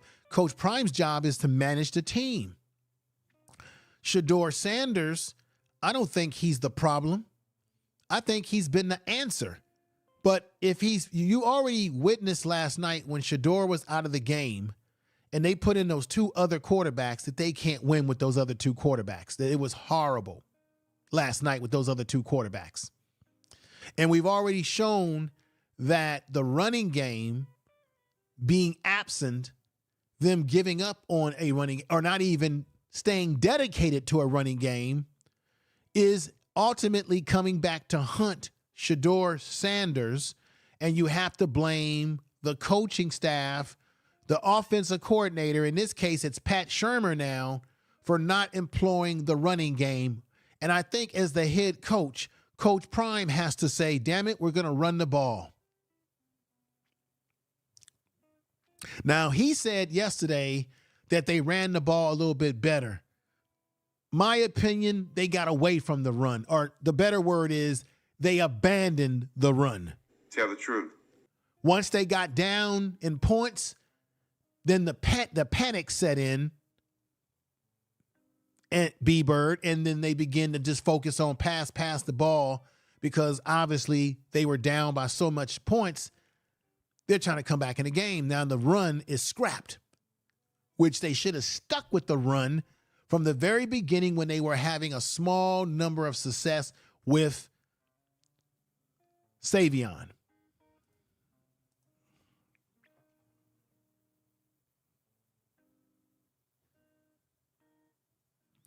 Prime Sports Media, please call the number and access code, and it will go to, let me see this. Sir, I've already called the number. That's why you can hear it. You hear that? You hear that? There it is. So I'm already in the system. I don't need to call the access code. It's the people calling in that have to, because I'm the host. That's how it works. You click host. I come in automatically as the host. You guys have to hit the conference call code, access code to come in. Let's see what they really didn't abandon the run. They really did abandon. Yeah, they did abandon the run, Top and that was part of the problem, my brother. They completely abandoned the run. Recommendation, you should test your own line before giving it to the viewers. Good point. But my line was, just so you know, I did test it. It was working. I don't know what's going on with it right now, but that's a very good point. But I did test it, and I did access it before. So I'm going to end that and try that. I'm going to try it one more time.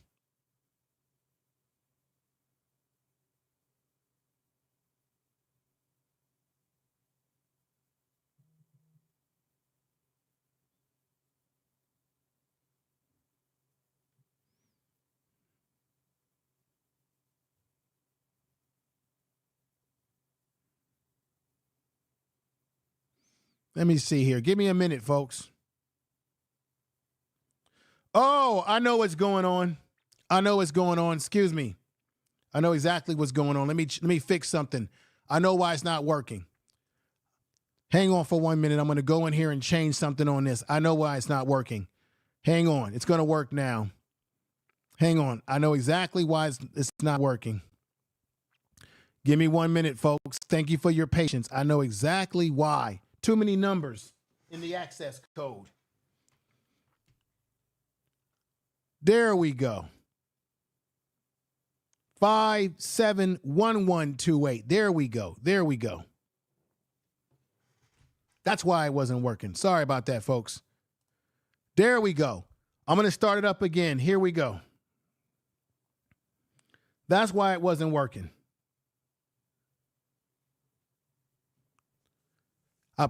There was an extra 1 in the access code. That's the reason why I was having problems. Now you can call in. Welcome. And Okay. thank you for choosing free conference. It's 571128. I just went into my app and it was too many ones. You can access now. Muted. Rob.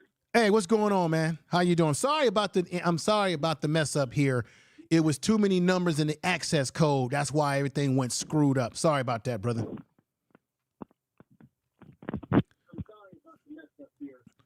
Go right ahead. Go right ahead. Go right ahead, brother. Hello? Yeah, go right ahead. How you Hello? doing?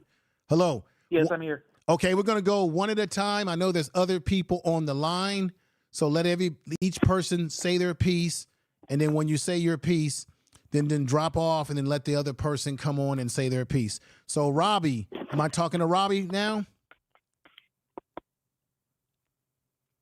Hello? Am I talking to Robbie? Hello? Who's on the line? Hello? Yeah, am I talking to Robbie? Hello? Am I talking to Robbie? Yeah, I think we're still having issues. Okay, then I can hear you speak. What are your thoughts? And please turn off the if you got feedback coming in, you got to turn off your computer, whatever you're doing to watch the program. I'm sorry, folks. Feedback coming in, you got to turn off your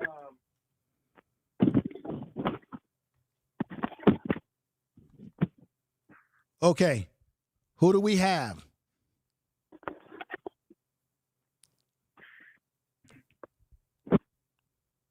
Who do we have on the line? Okay.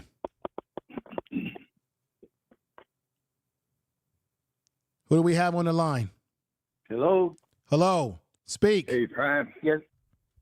I'm waiting for you to. Yeah, Jimmy. Okay, Jimmy. Jimmy. Okay, Jimmy, go ahead and speak, Jimmy. Go right ahead. Go right ahead, Jimmy.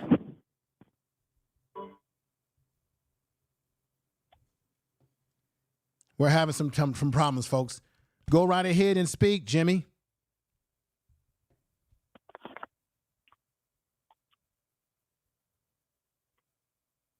Go right ahead and speak.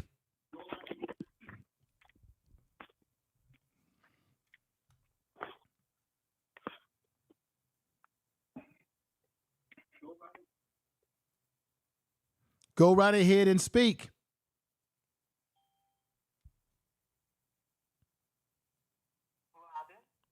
Robin, how you doing? Go right ahead, my sister. I want to hear from you.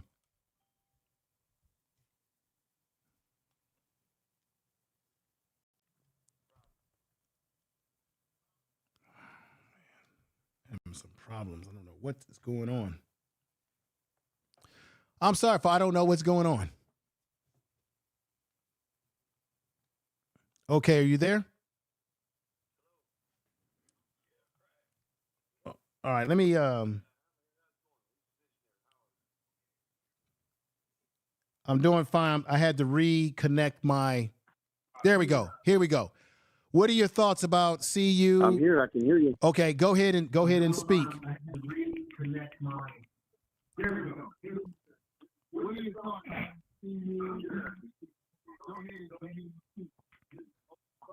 Well, let me say this. There were some players that was out, okay?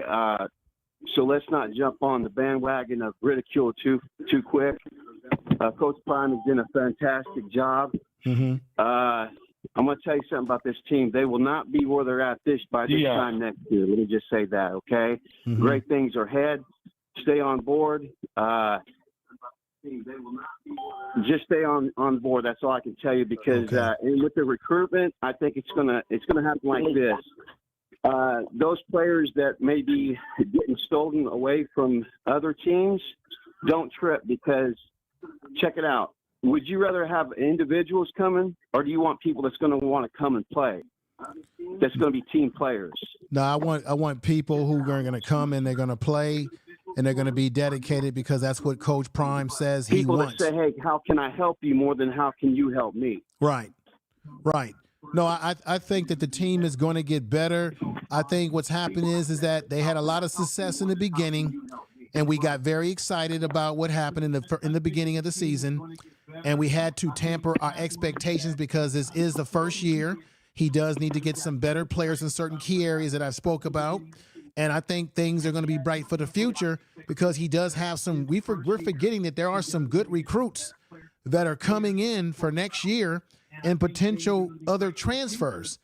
That's why people need to catch their collective breath and realize that the team will get better, considering that he had to put this team together within a short time, and they're going against teams with players that have played together for what, 2, 3, or 4 years.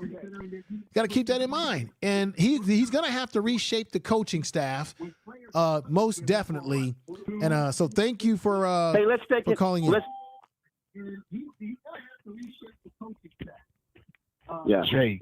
Yeah, next person that's in. As people speak, drop off the line. Let's take into consideration one other thing. Make no mistake about it, the Pac-12 is by far the best conference. Well, it was the best. It was the best conference this year, but I think personally that they're going to be going into a more tougher conference when they play in the Big 12. But Coach Prime will be able to recruit those kids out of Texas, being now that they're going to be in the Big 12, where originally CU was at. So let me go to the next person that's called in, that's on the line. But I appreciate you and your statements that you just made a few minutes ago. Thank you for that. It's a conference call. I'm looking at your Prime. Your lips just moved. I know. Okay, sir. What are your thoughts? I'm waiting for you to. Okay, Jimmy. Okay, Jimmy, go ahead and speak, Jimmy. Go right ahead. Okay. You got a great show. Thank you. You got a great show. I enjoy it, Prime. Can you hear me? Yeah, I'm hearing you. Go ahead. I want to hear. Let the people hear what you have to say. Go right ahead and speak, Jimmy. Hello, can you hear me? Yes, I can hear you. You can't hear me. I'm speaking. I can hear you. Go ahead and speak. Speak. I'm speaking. You can't hear me. Hello. I can hear you. Hello. I can hear you. Hello, can you hear me? Yes, I can hear you. Can you hear me? Yes. Everybody in the chat room, tell them I can hear them. Yes. Can you hear me? Can you hear me, Jimmy? I'm Jimmy. I can hear you, Jimmy. Speaking. I can hear you. I can hear you, Jimmy. Jimmy can hear you, Jimmy. Yes, can you hear me? Can you hear me, Prime? This is Jimmy. Go ahead and speak. I don't know what's going on. We know. Okay, are you there? Yeah. All right, let me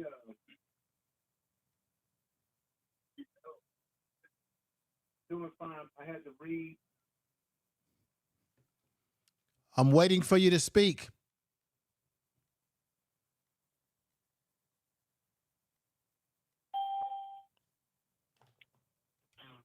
I'm waiting for you to speak. Can you hear me? Can you hear me? Are you? This is crazy. I've said it 1,000 times. Yes, I can hear you. Can you hear me? Now you're. Now I think you're trolling. Hello. Think you're trolling. I said it 1,000 times. Yes, I can hear you. Can you hear me? Now you do. I think you're trolling. So I think what we have is a situation where some people are calling in to speak, and then there may be some people might be trolling. Who knows? I've said 1,000 times that I could hear this individual as they kept repeating over and over again. Jimmy, I can hear you, sir. So let's speak. Come on, let's speak. I said 1,000 times. Okay. I can hear you. I'm probably going to end the conference call. This is not working.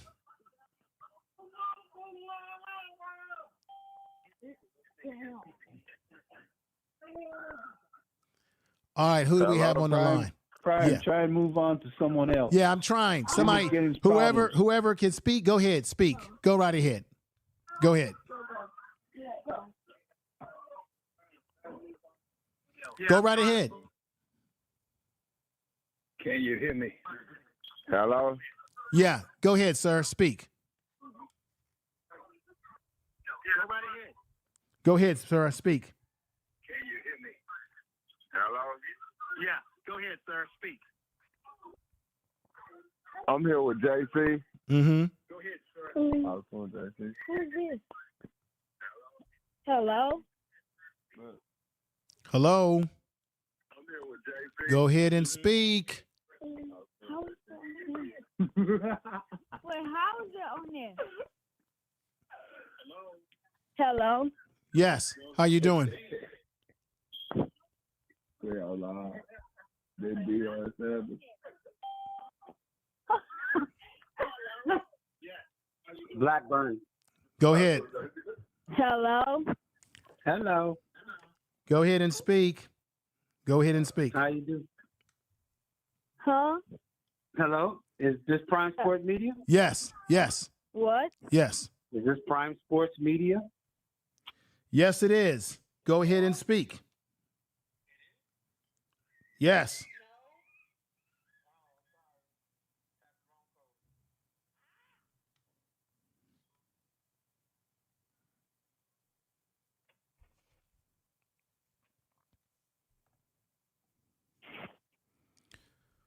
Hello.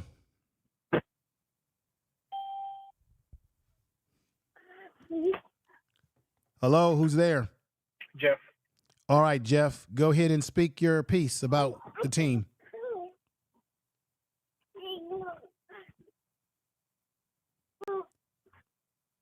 Go ahead, Jeff.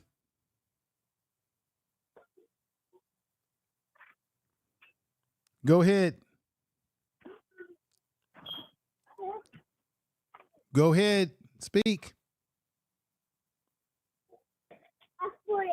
All right, I'm about to end the.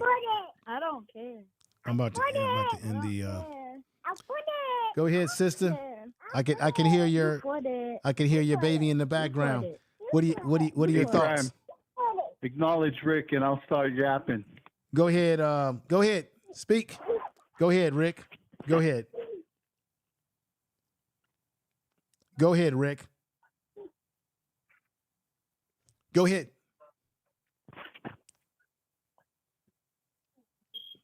All right.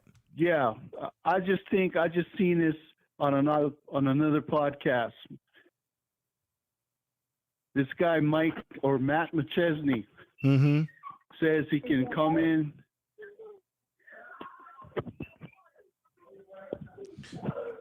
This is what I'm gonna do. Come in with his boys from his 630 Mafia. He's a prior player of CU. He's also an NFL player. If this guy can come in and do that. All right, I'm going to end the call because there's too many people. No one's hearing my voice. I don't know what's going on. I'm sorry. I'm going to have to end it, and I'm going to have to get a better system that I'm going to use. Bow, bow, bow. So that didn't work out. Either people couldn't hear. I could hear them, but they could not hear me for some reason. So what I'm going to do is I'm going to try to find a better system which allows me to bring in people one at a time because when you have these conference calls where people are coming in and people are not hearing what I'm saying, people are calling in and saying, "Can you hear me?" And I said 1,000 times, if you turned on your computer or I said over and over again, I can hear you. I can hear you. Go ahead and speak. But I think what's happened is either they could not hear me, I could hear them, but for some reason they could not hear me. So I'm going to have to experiment with this some more, fix this problem, or get a better system, a better app that I can use to bring people in where they can come in one at a time and they can clearly hear me as I can hear them. What I'm going to also do, what I will do for next week is I will let people come up. I'm going to connect my system to StreamYard. This is what I'm going to do to make up for what happened in this situation. This is what I'm going to do. I'll connect my system to StreamYards where I can send out a link. I'll bring people up one at a time to speak on camera or audio, whichever you like. And then I'll bring people one up at a time. I'm going to do that next week to make up for this if I can't find a more proper call-in, because this one was having all kind of problems today. So next week, we'll try to do something where I can drop a StreamYard link, and you can actually click into that link through your cell phone or computer, and you can come upstairs with me and have a conversation about this team. I think for the end of the season, I think that would be fitting. I'll do that for next week when we have the Utah game to try to make up for those of you who really wanted to have your say on this issue live on this channel, on this stream, YouTube, and the whole yard. Those of you who tried to call in today, I want you to come back next week when I go live again after their game. And I will use a link that will allow you to come on the broadcast with me and give your thoughts. And then I'll drop you down after you've given your thoughts and we've had a little chop up.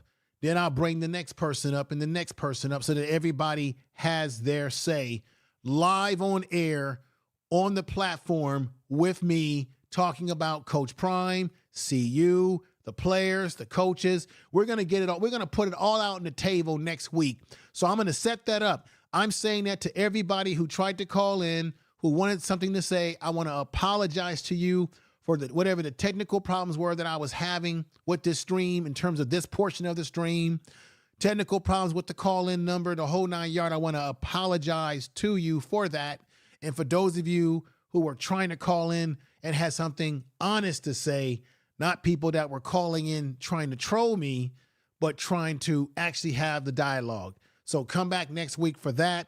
We're going to fix this problem for next week. I apologize for the issues that we were having on this stream today. I want to say that I apologize to you personally. Let's go back in and read some of your comments for now. All right. Happy birthday. Oh, thank you for that. Thank you. Thank you for that, Empress Goddess. Let's see. Yes, Andre, that would be better. Yeah. I'm going to do that next week so that everybody can get a chance to speak. I'm going to do a telephone. It's going to be a call in, but it's going to be a call in that allows you to come up on the platform. That's what we're going to do next week. I probably should have did that today. I didn't think I was going to have this kind of problem that I had. I'm sorry about this. Let me open this back up again. Let's see. All right. Let me open the chat room back up again.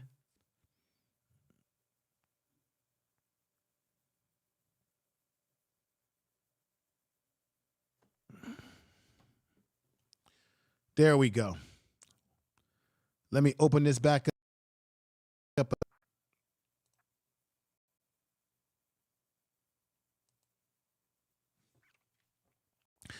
Michael Knight said, to be honest, it's difficult to be successful in D1 football. Coaching players and winning games takes a positive staff and time. I think you're correct about that. It's going to take time.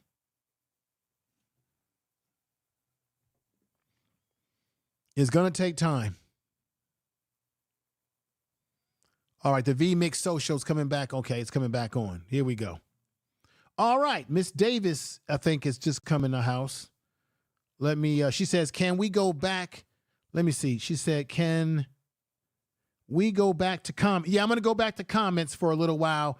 Next week, I'll have it where you can come up on the platform with me and we can talk. The call-in number, it was just a mess. I'm sorry about that. Miss Davis says, can we go? Yeah, I hear you. James Blackburn says, what is your name, sir? You can call me Clinton or Information Man, either one. Let me see. James Blackburn, y'all, I want you to call in next week when I bring people into the system as guests on the platform. We're going to have a heart-to-heart conversation next week, seeing that that's the last game of the season. Every other game, the line was terrible. At zone, they held up last night. Oh my God. Interesting. B Bird says this, ladies and gentlemen, behind the scenes is probably more turmoil than we realize. Yeah, there's probably things behind the scenes that we don't realize that's going on.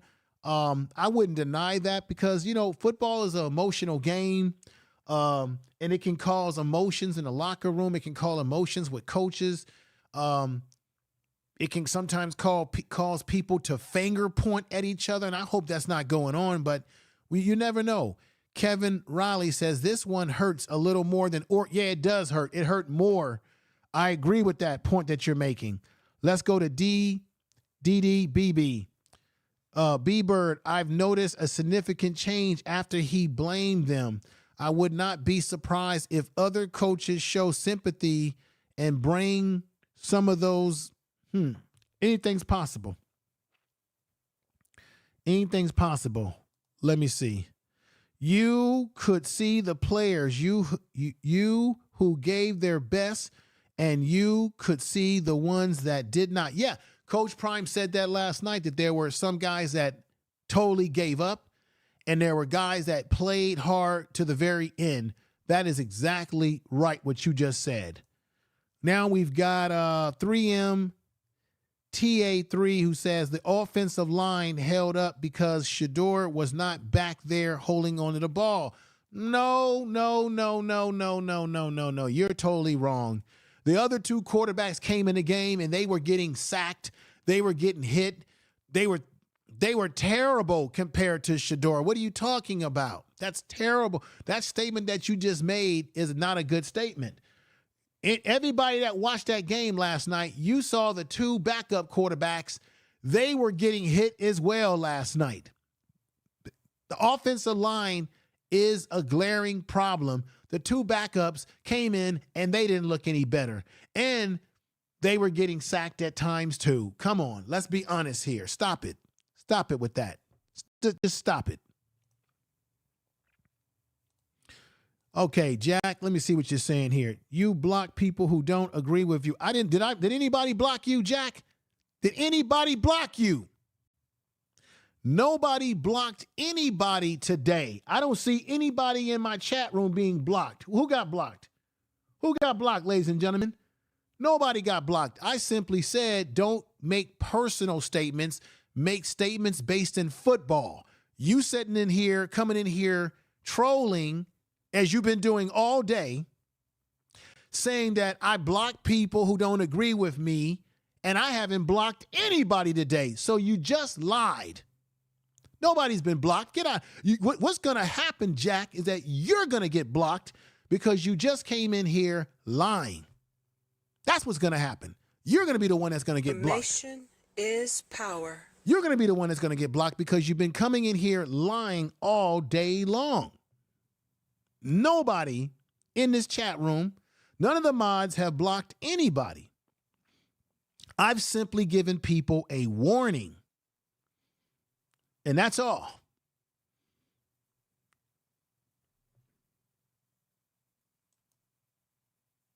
If you say things that are disrespectful, that's not football related, then I'm not gonna tolerate it. You see, that's what we're talking about. So stop with the lies. I laugh at you. Let me give my man a mod. I'm giving my man a mod, Toppin Jr., because he been rocking. We go back. We go back a minute. Here we go. There you go, my brother. Okay, let's get back in here. Let me see. James Blackburn, 5614. You blaming the refs. Yeah,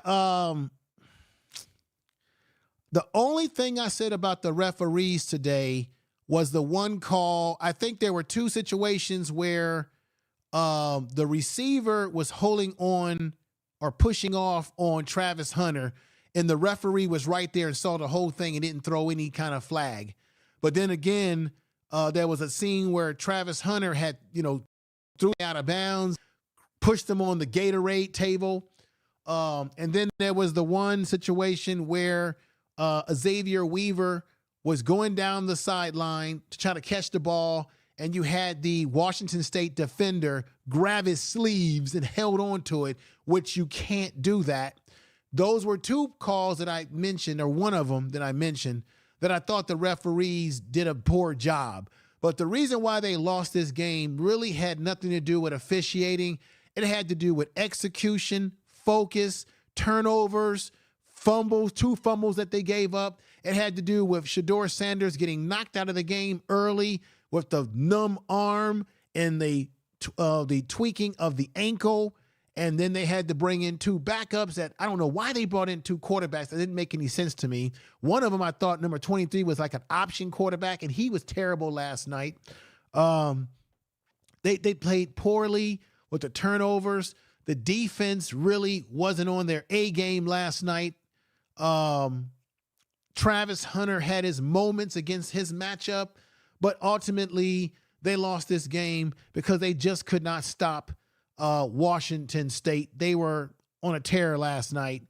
And like people said, some of the players had the flu, so not everybody was playing last night that should have been out there playing. There's a lot of things that we can look at. But at the end of the day, the heart of a football team, ladies and gentlemen, as you know, the heart of a football team still remains the offensive line. And that offensive line just doesn't cut the mustard. Okay? And there is personnel on this team that they need improvements in. And they don't have that talent. We have to be honest about that. We have to. We have to be honest. Okay. 3MT, let me see. 3M says this one way to fix the offensive line problem is to run the damn ball first. Establish run in order to keep Shador alive. Now you said something that was football related, and you said something that made sense. I'll give you a clap. I agree with everything that you just said. D-Time's coming and he says this. Let me see. Which scenario is fair? Replacing coach without proper talent or replacing talent without proper coaching? Ooh, that's a pretty interesting statement. Wow, that's interesting.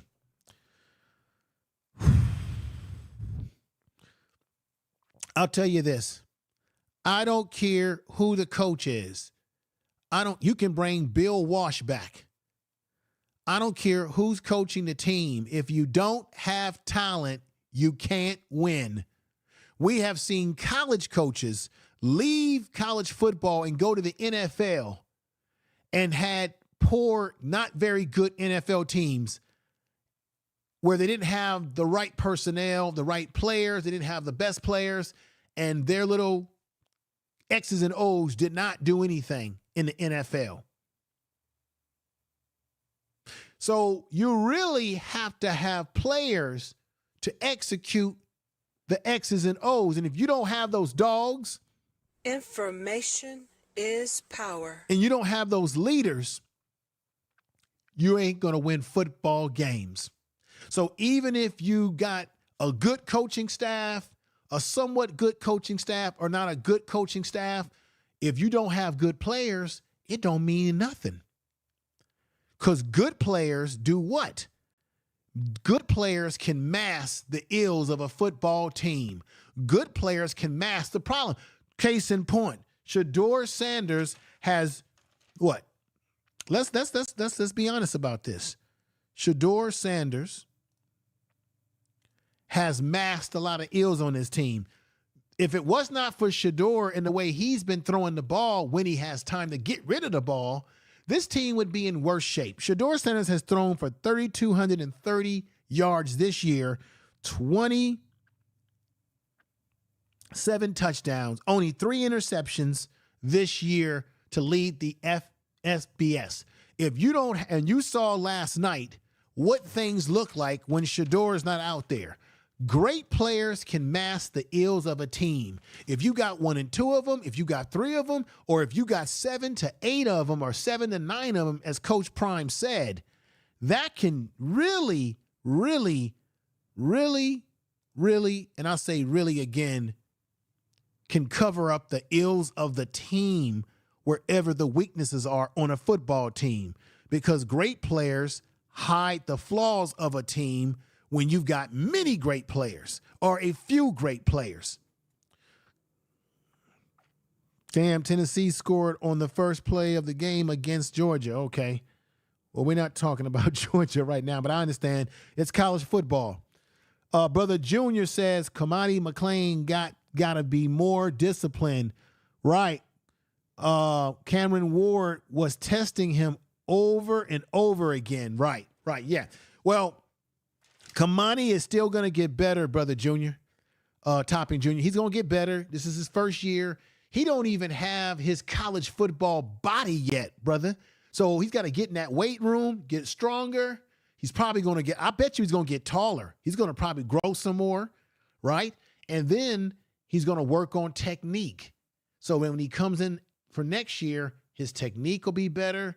I think he's going to get better. We're looking at a young man in Kamani McLean.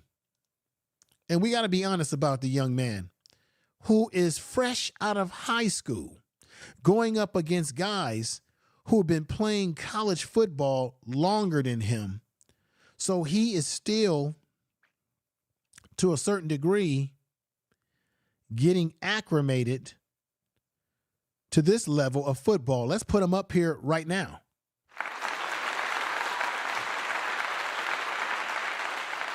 He's going to get better, Brother Topping Jr. I agree with you. He made some mistakes last night that he's going to work on and have to improve on. But what I do like about Kamani is that he's physical. Remember that play where we thought it was a flag against him and he ran down the field trying to catch up with the receiver, and somehow he was able to keep the receiver from catching the ball, knocked it out. And then they called a flag, and they took the flag back.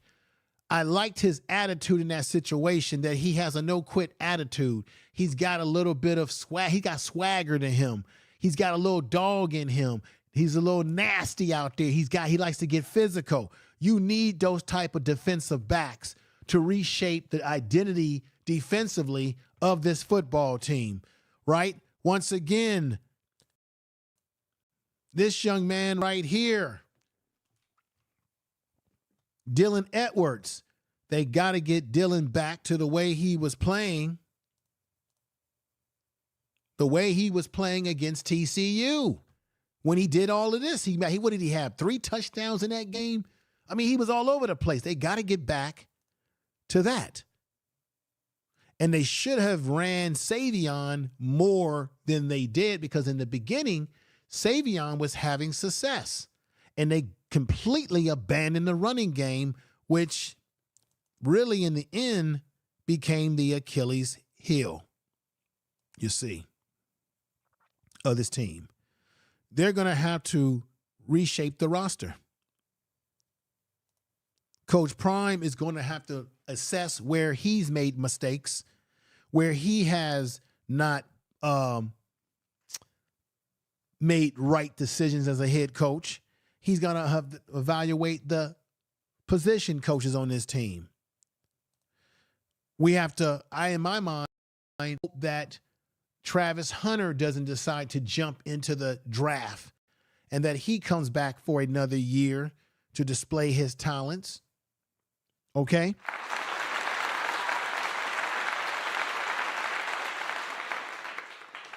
Because we need him back, and he should be a better player if he comes back next year. He'll be a better player. Shador will be a better player for what he's gone through this year.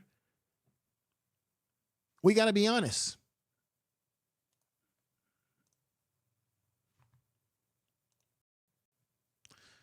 The Truth Reality LLC says, how many talented meat and potato guys will coach at? Yes, thank you, my sister.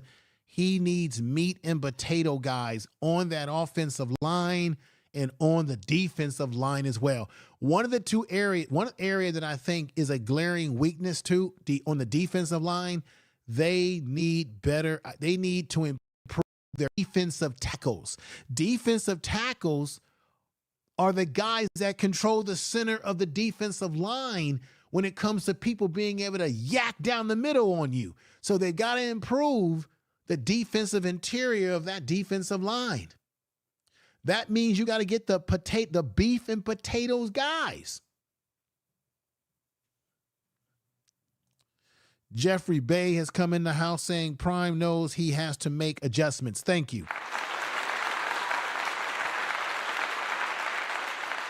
Roadblock 85 says, yeah, Travis has to play another. Yeah, he has to come back, Roadblock. Thank you for that statement. Let's go over to Miss V, who says they're going to have established the running game. They're going to have to establish the running game to complement the throwing game. Right.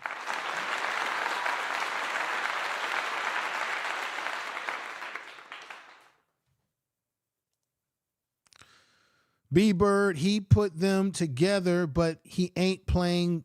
They are out. They are too. Let me see. Let me read this again. B-Bird, he put them together, but he ain't playing. They are out there to play and take advantage of opportunity. Okay. Yes, I agree with that wholeheartedly. Let me go back in here and I gotta turn something else on here. Okay, I would agree with that. Let me see. D-Time says, Prime, I think because of public pressure, he'll have to replace coaches because he's forgiven about the talent with so many new players. Are you saying he's forgotten about the talent with so many new players? Okay. I hear what you're saying. Mario Thomas has come in the house. Let's see what Mario's talking about here. Travis isn't draft eligible. Yeah, because wait a minute. Didn't Travis play 2 years at Jackson State? That would make him a junior this year. So he would be, wait a minute. Come on, folks, let's think about this. Travis Hunter, because Deion was at Jackson State for 2 years, right? Was it 2 years? I said 3 earlier, but maybe it was 2 years, right? He recruited. I think Travis Hunter played 2 years at Jackson State. Am I wrong, or did he just play 1 year? Somebody correct me. I think he played 2 years, and now this is his junior year that he's playing at CU. Senior year. Am I right or wrong about that? Because if this was his junior year, he would be eligible. Tell me if I'm wrong or right. Okay, he played 1. So he had 1 year. Okay, thank you for the correction, everybody. He played 1 year. I don't know why I think he played 2 years. Because you know why? Because Coach Prime was there for 2 years. So, okay, I get it. The first year that Prime got to Jackson State, he didn't have Travis Hunter. It was the second year that he recruited him to Jackson State. I get it now. Thank you. He played 1 year at Jackson State. He's playing his second year as a sophomore at CU. You're right. You're correct about what you're saying. And now he comes back for his junior year next year, where if he plays well coming off of a junior year, he would be eligible to jump to the NFL if he chooses so. I get it. But with the NIL money that these kids are getting, a lot of these kids are going to stay in school longer because they're already getting paid. All right. I want to say thank you, everybody, for that. Sports Hub just came in and said CP was there for 3 years. Coach, yeah. So Coach Prime, thank you. Coach Prime was there for 3 years at Jackson State. And Travis Hunter got there in his second year. That's right. Well, wait a minute. Travis Hunter, no. That would mean that Travis Hunter got there in Coach Prime's third year, not his second year, because he's a sophomore at CU now. So it had to be the third year that Coach Prime was there that he brought over Travis Hunter. And then after his third year, he left Jackson State, and the rest is history. We know that story. Okay. Thank you, Sports Hub. That's right. That's right. I'm trying to get it right. I'm trying to get the information right, and I appreciate you all that are here contributing to this information. Let's see. Deion came in the spring at JSU. Thank you, B-Bird.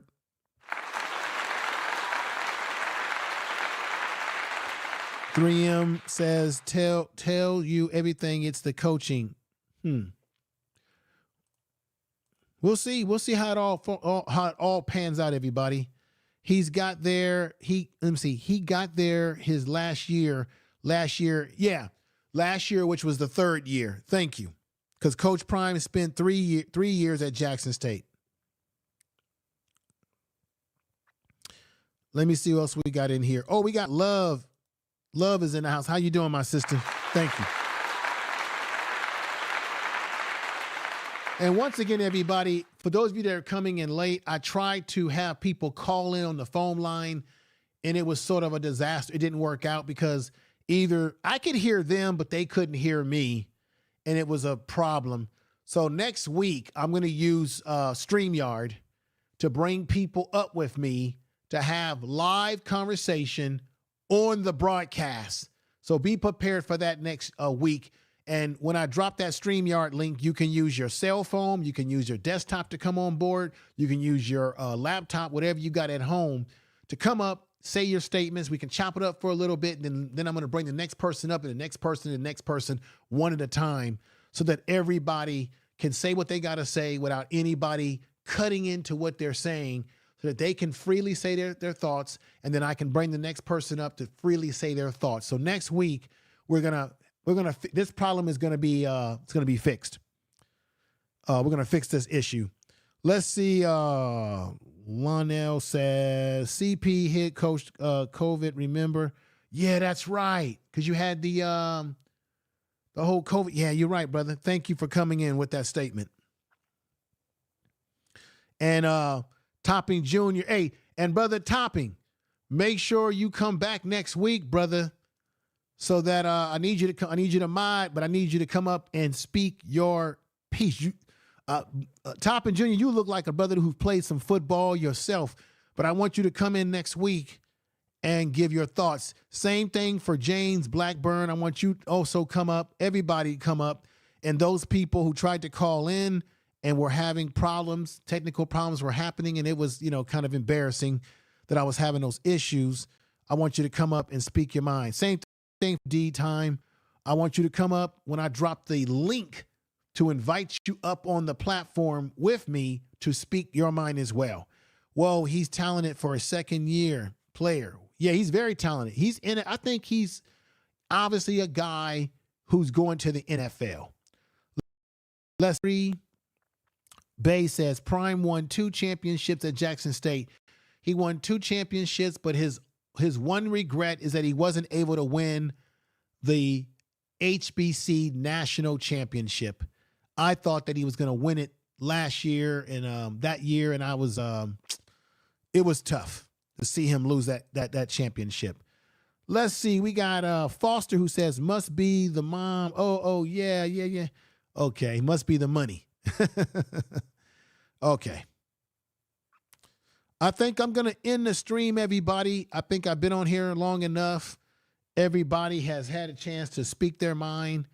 It got a little crazy with the phone call situation. I apologize for that, the way that went. But we'll be ready to go for next week.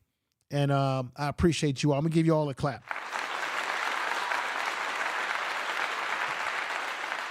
Do me a favor and share this video on all your social media. Let people know about the channel. And those of you who like what I do over here, I want to say thank you for supporting the channel. We're getting near the end of the season.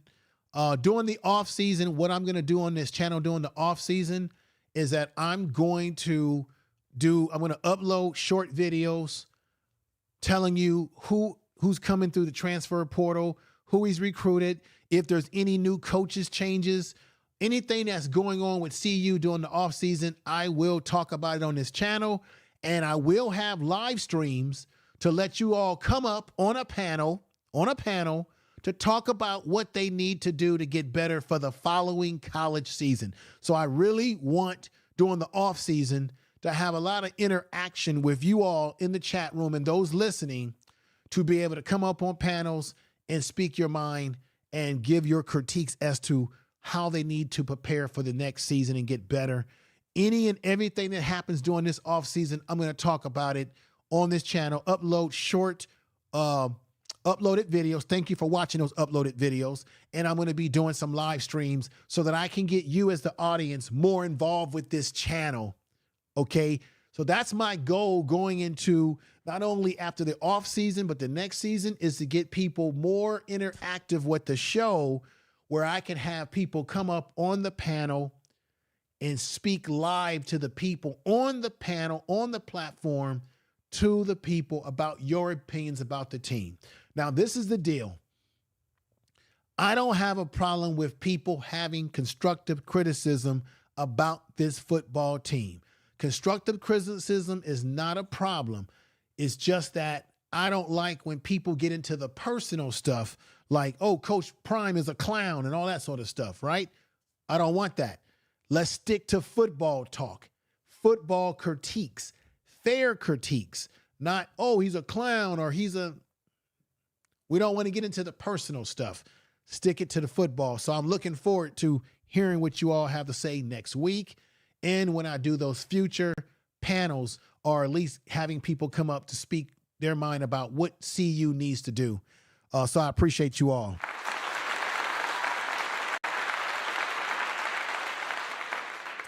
Okay, Daddy Ball. And let me see here. Let me see who says this. James Blackburn said, I would love. Yeah, I'm going to do that. So this channel is not going to go dormant just because the season's over. The off season is going to be great because it's going to give us a chance to see who comes in, what's going on with players.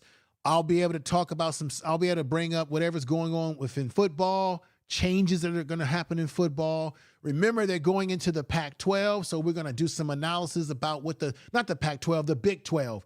We're going to do some analysis about what the Big 12 is going to be like for them. So we're going to cover it all. What's going on with Shador in the offseason, what's going on with all the players in the offseason, the key players in the offseason. I'm going to do videos about them, recruits, the whole 9 yard, have people come up on the panel and talk about what they want to see change with the program, how they want to see what they do better. You know, there are going to be some coaches changes possibly, so we're going to see that. We're going to cover all of that together, and you're going to love it, everybody. I'm repeating that because I want people to realize that we're going to continue to build the channel over here. Don't hit below the belt. Yeah, I mean, well, I don't mind people having a critical analysis about what's wrong with the team or not, but just don't hit below the belt. Don't say like petty things. Like I said, oh, Coach Prime is a clown. Oh, Coach Prime. They need to fire Coach Prime. No, they're not going to fire Coach Prime now. Come on, stop it. See, you may feel that way, but that's not what's going to happen, right now, okay? That's not even in the cards right now. So just keep that in mind. We got Fam in the house who says, why do you think they went away from the running the ball with Watkinson? I really like to hear your, okay, I'll say about that. Let's go over Watkinson's stats again. You bring up a very logical question. So we're talking about Savion Walkerson.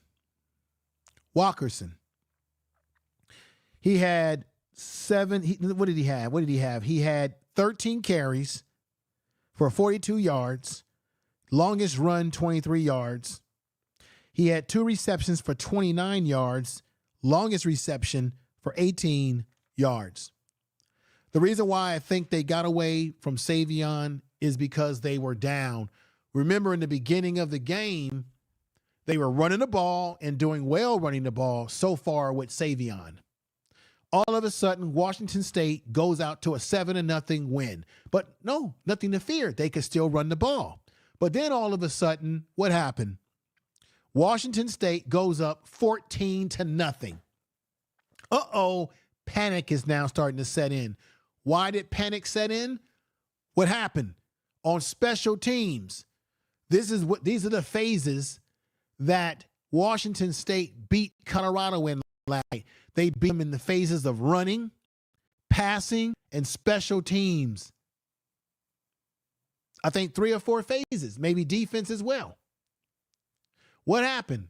In special teams, CU kicked the ball. Washington State's punt returner got the ball or doing the kickoff.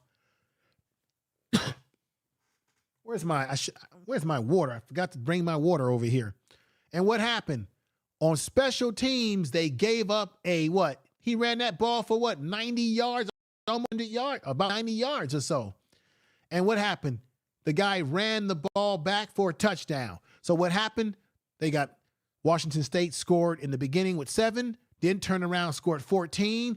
Then on special teams, the guy ran the ball for a touchdown. Now all of a sudden they're down 21-0.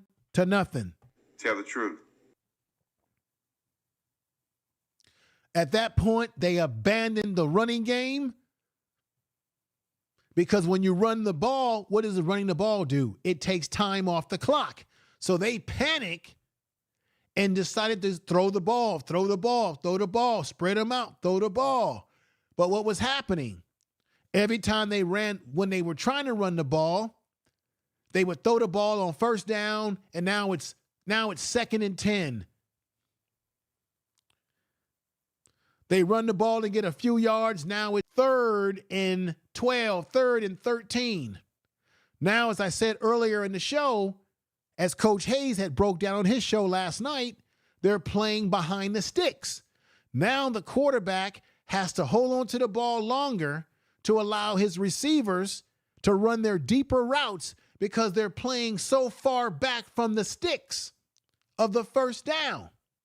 When you're playing 2nd and 6, 2 and 9, maybe 3 and 7 versus 3 and 16, now your receivers can run shorter routes. When you're playing 2nd and 6 because you ran the ball well on 1st and 10, now you can run the ball again on 2nd and 6 and maybe possibly get the first down. Now you have ball control. The problem is they got away from the run, and maybe if they would have stuck with the run, they could have controlled the clock a little bit more. But the problem is that the defense was on an island out there too long because the offense kept getting off the field too shortly. So if you're going 3 and out, 3 and out, 3 and out, and now the defense is out there and the other team is just chopping them up, and every time you get the ball on offense, you're 3 and out, or you're turning the ball over, 2 fumbles. Now your defense is getting worn down because they're out there playing too long because the offense can't generate possession of the ball, moving the ball down the field because they keep going 3 and out, 3 and out. And now Deion Sanders is in a situation where he has to throw the ball more than he needs to because they're down by 21 points. They're down by 28 points. They're down by 30 points, 40 points, 50 points. Now they're throwing the ball all the time because they're trying to score quickly to make up for the deficit, and the clock is running. Now Shador's holding on to the ball longer because receivers have to run. Information is power. Make sure to subscribe to his channel. Now the receivers have to run deeper routes. Now you say, wow, Shador's holding on to the ball too long. He takes a sack because this offensive line is not built to pass protect that long. Now you've got 300, you got big linemen on the team. Running the ball would be better to put those heavy bodies on those defensive linemen. Tire them down a little bit. If you run the ball more and be committed to the run and don't give up on the run, maybe you can control time of possession and you can keep the other team's quarterback off the field from throwing touchdowns on you. That's my best explanation of your question, sir.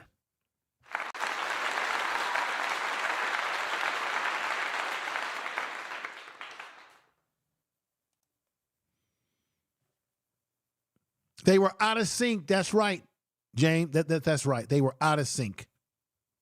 They were completely out of sync last night. Everybody just relax. Once you get some dogs on the offensive line, the holes will be created to run the ball. Correct. G, you're right.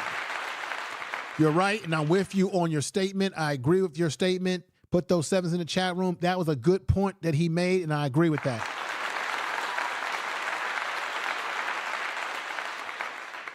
I agree, and I agree some more.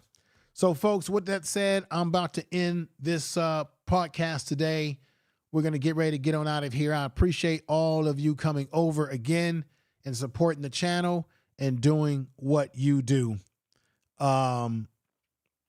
Make sure you subscribe to the channel. If you have not subscribed, go right ahead and hit the bell and notification.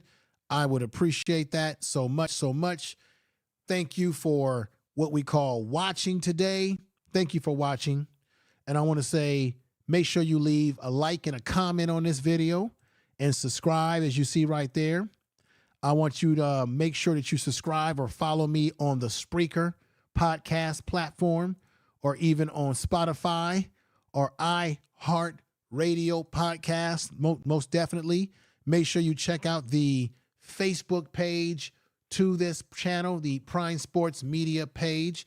79,000 people over there. I drop a lot of content over there that I can't drop over here in terms of video clips and lots more memes and what have you. So check me out on these platforms, everybody, if you want to hear the radio style podcast, which I do a little bit different than this video podcast that you hear here, in different material, different issues around the team. And once again, subscribe, everybody.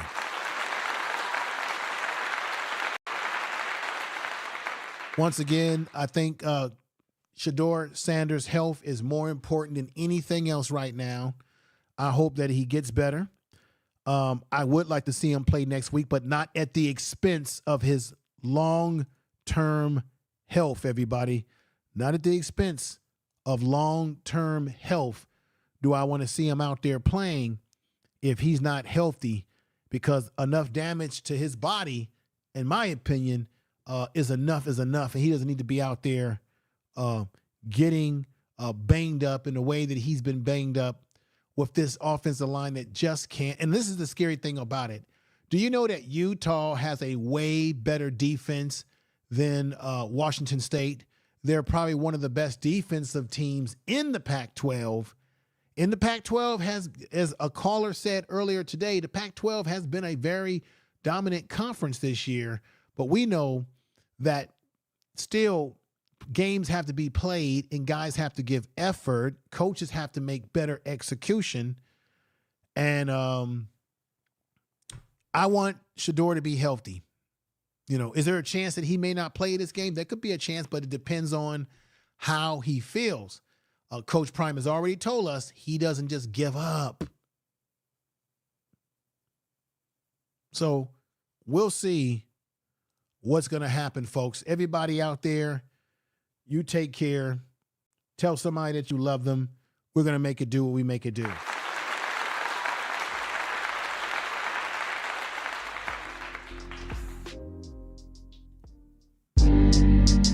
Take care. Peace, everybody.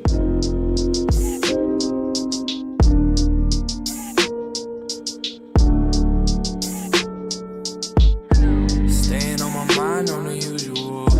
Wanna call you up like we used to do. Tell you all the things I could do for you. Nah, nah, nah, to me, nah, nah, nah, right now. Staying on my mind on the usual. Wanna call you up like we used to do.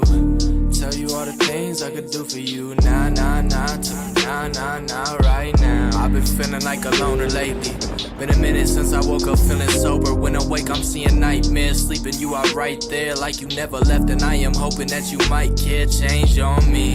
What about us? What about the times when I feel like I could trust? Yeah, now I'm on a chase for the same shit. I hear the sirens in the lake and wanna chase them. Beauty on the out, but I'm surrounded by the fake shit. Beasts in a maze. Sing about freedom like a bird in a cage. That's a whole different pain. Calling up my homies and it's hard to explain. Yeah, it's hard to explain. Staying on my mind on the usual. Wanna call you up like we used to do. Tell you all the things I could do for you. Nah, nah, nah, to me, nah, nah, nah, right now. Staying on my mind on the usual. Wanna call you up like we used to do. Tell you all the things I could do for you. Nah, nah, nah, to me, nah, nah, nah, right now. I wonder if you're social lately. I wonder if you're always fucking sober or emotional roller coaster, barely coasting, hardly cope. And wanna call me, but you never push that motherfucking button. Change on me. What about us? What about the times when you feel like you could trust? Yeah, now you wanna chase for the same shit. You hear the sirens in the lake and wanna chase them. Beauty on the out, but you're surrounded by the fake shit. Beasts in a maze.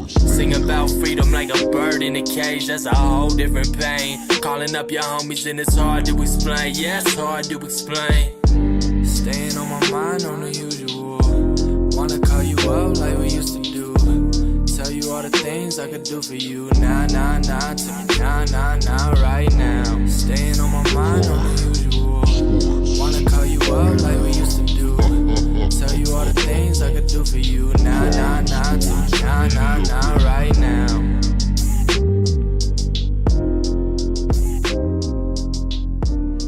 Prime Sports Media, baby.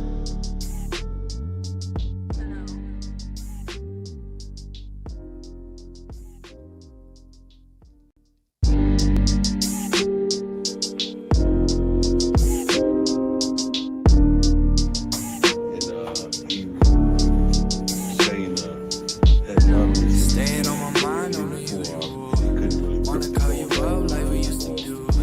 Tell you all the things I could do for you. Nah, nah, nah, to me, nah, nah, nah, right now. Staying on my mind on the usual. He rolled up his Wanna ankle. call you up like we used to do. That was it. Tell you all the Couldn't things I grip could the do ball for at you. his ankle, Nah, so nah, that nah, took him out of the nah, game. nah, right now. The I've rest been is feeling history. like a loner lately. Great job, Barry. Been a minute since I woke up feeling sober. When awake, I'm seeing Very nightmares. sad of how Sleeping, you are we right there played, like you never left. And I am hoping hard, that you might fast. care. Change on me. prepared like What no about other. us? What And about the times when I feel display like I could performance trust? like Yeah, that. now I'm Not on a indicative chase for the same shit. of who we I are, hear the what we are, sirens how in the we lake are. and wanna chase them. Beauty on And the I out, think, but I'm surrounded by the mostly, fake shit. Beasts in a maze. beginning of the Sing season, I about have freedom not like a seen this bird play. in a cage. That's a Not whole seen this different play. pain. Not seen Calling this up turn my down. homies and it's hard to And not explain. want Yeah, to it's play, hard to not want to explain. execute. Staying There on was my some mind on the usual.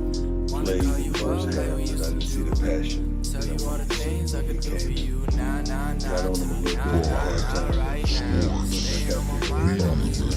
I do applaud them for fighting in the second half, not Tell you giving all up. the things I could do for you. Nah, nah, These nah, stats are nah, nah, right now. I wonder if you're social lately. I wonder if you're always fucking sober or emotional roller coaster, barely coasting, hardly cope. I wanna call me, but you never push that motherfucking button. Change on me. What about us? What about the times when you feel like you could trust? Yeah, now you wanna chase for the same shit. You hear the sirens in the lake and wanna chase them. Beauty on the out, but you're surrounded by the fake shit. Beasts in a maze. Sing about freedom like a bird in a cage. That's a whole different pain. Calling up your homies and it's hard to explain. Yeah, it's hard to explain. Staying on my But once again, once Shador was down, it was tough slate. Let's go. How surprising is this performance out of your team? Very.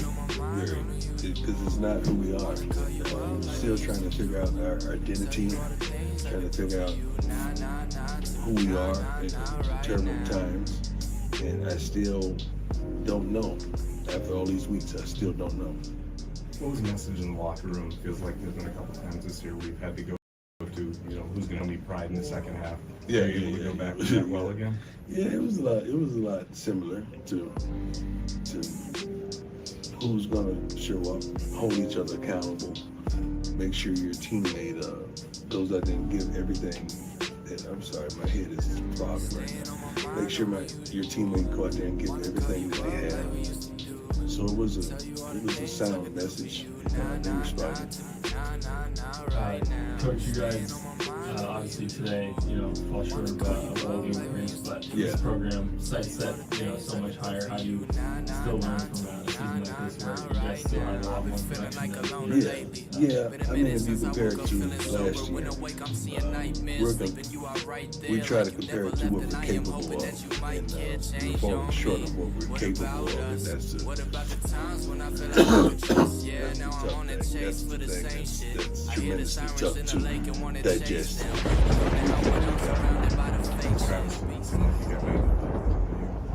Travis is good.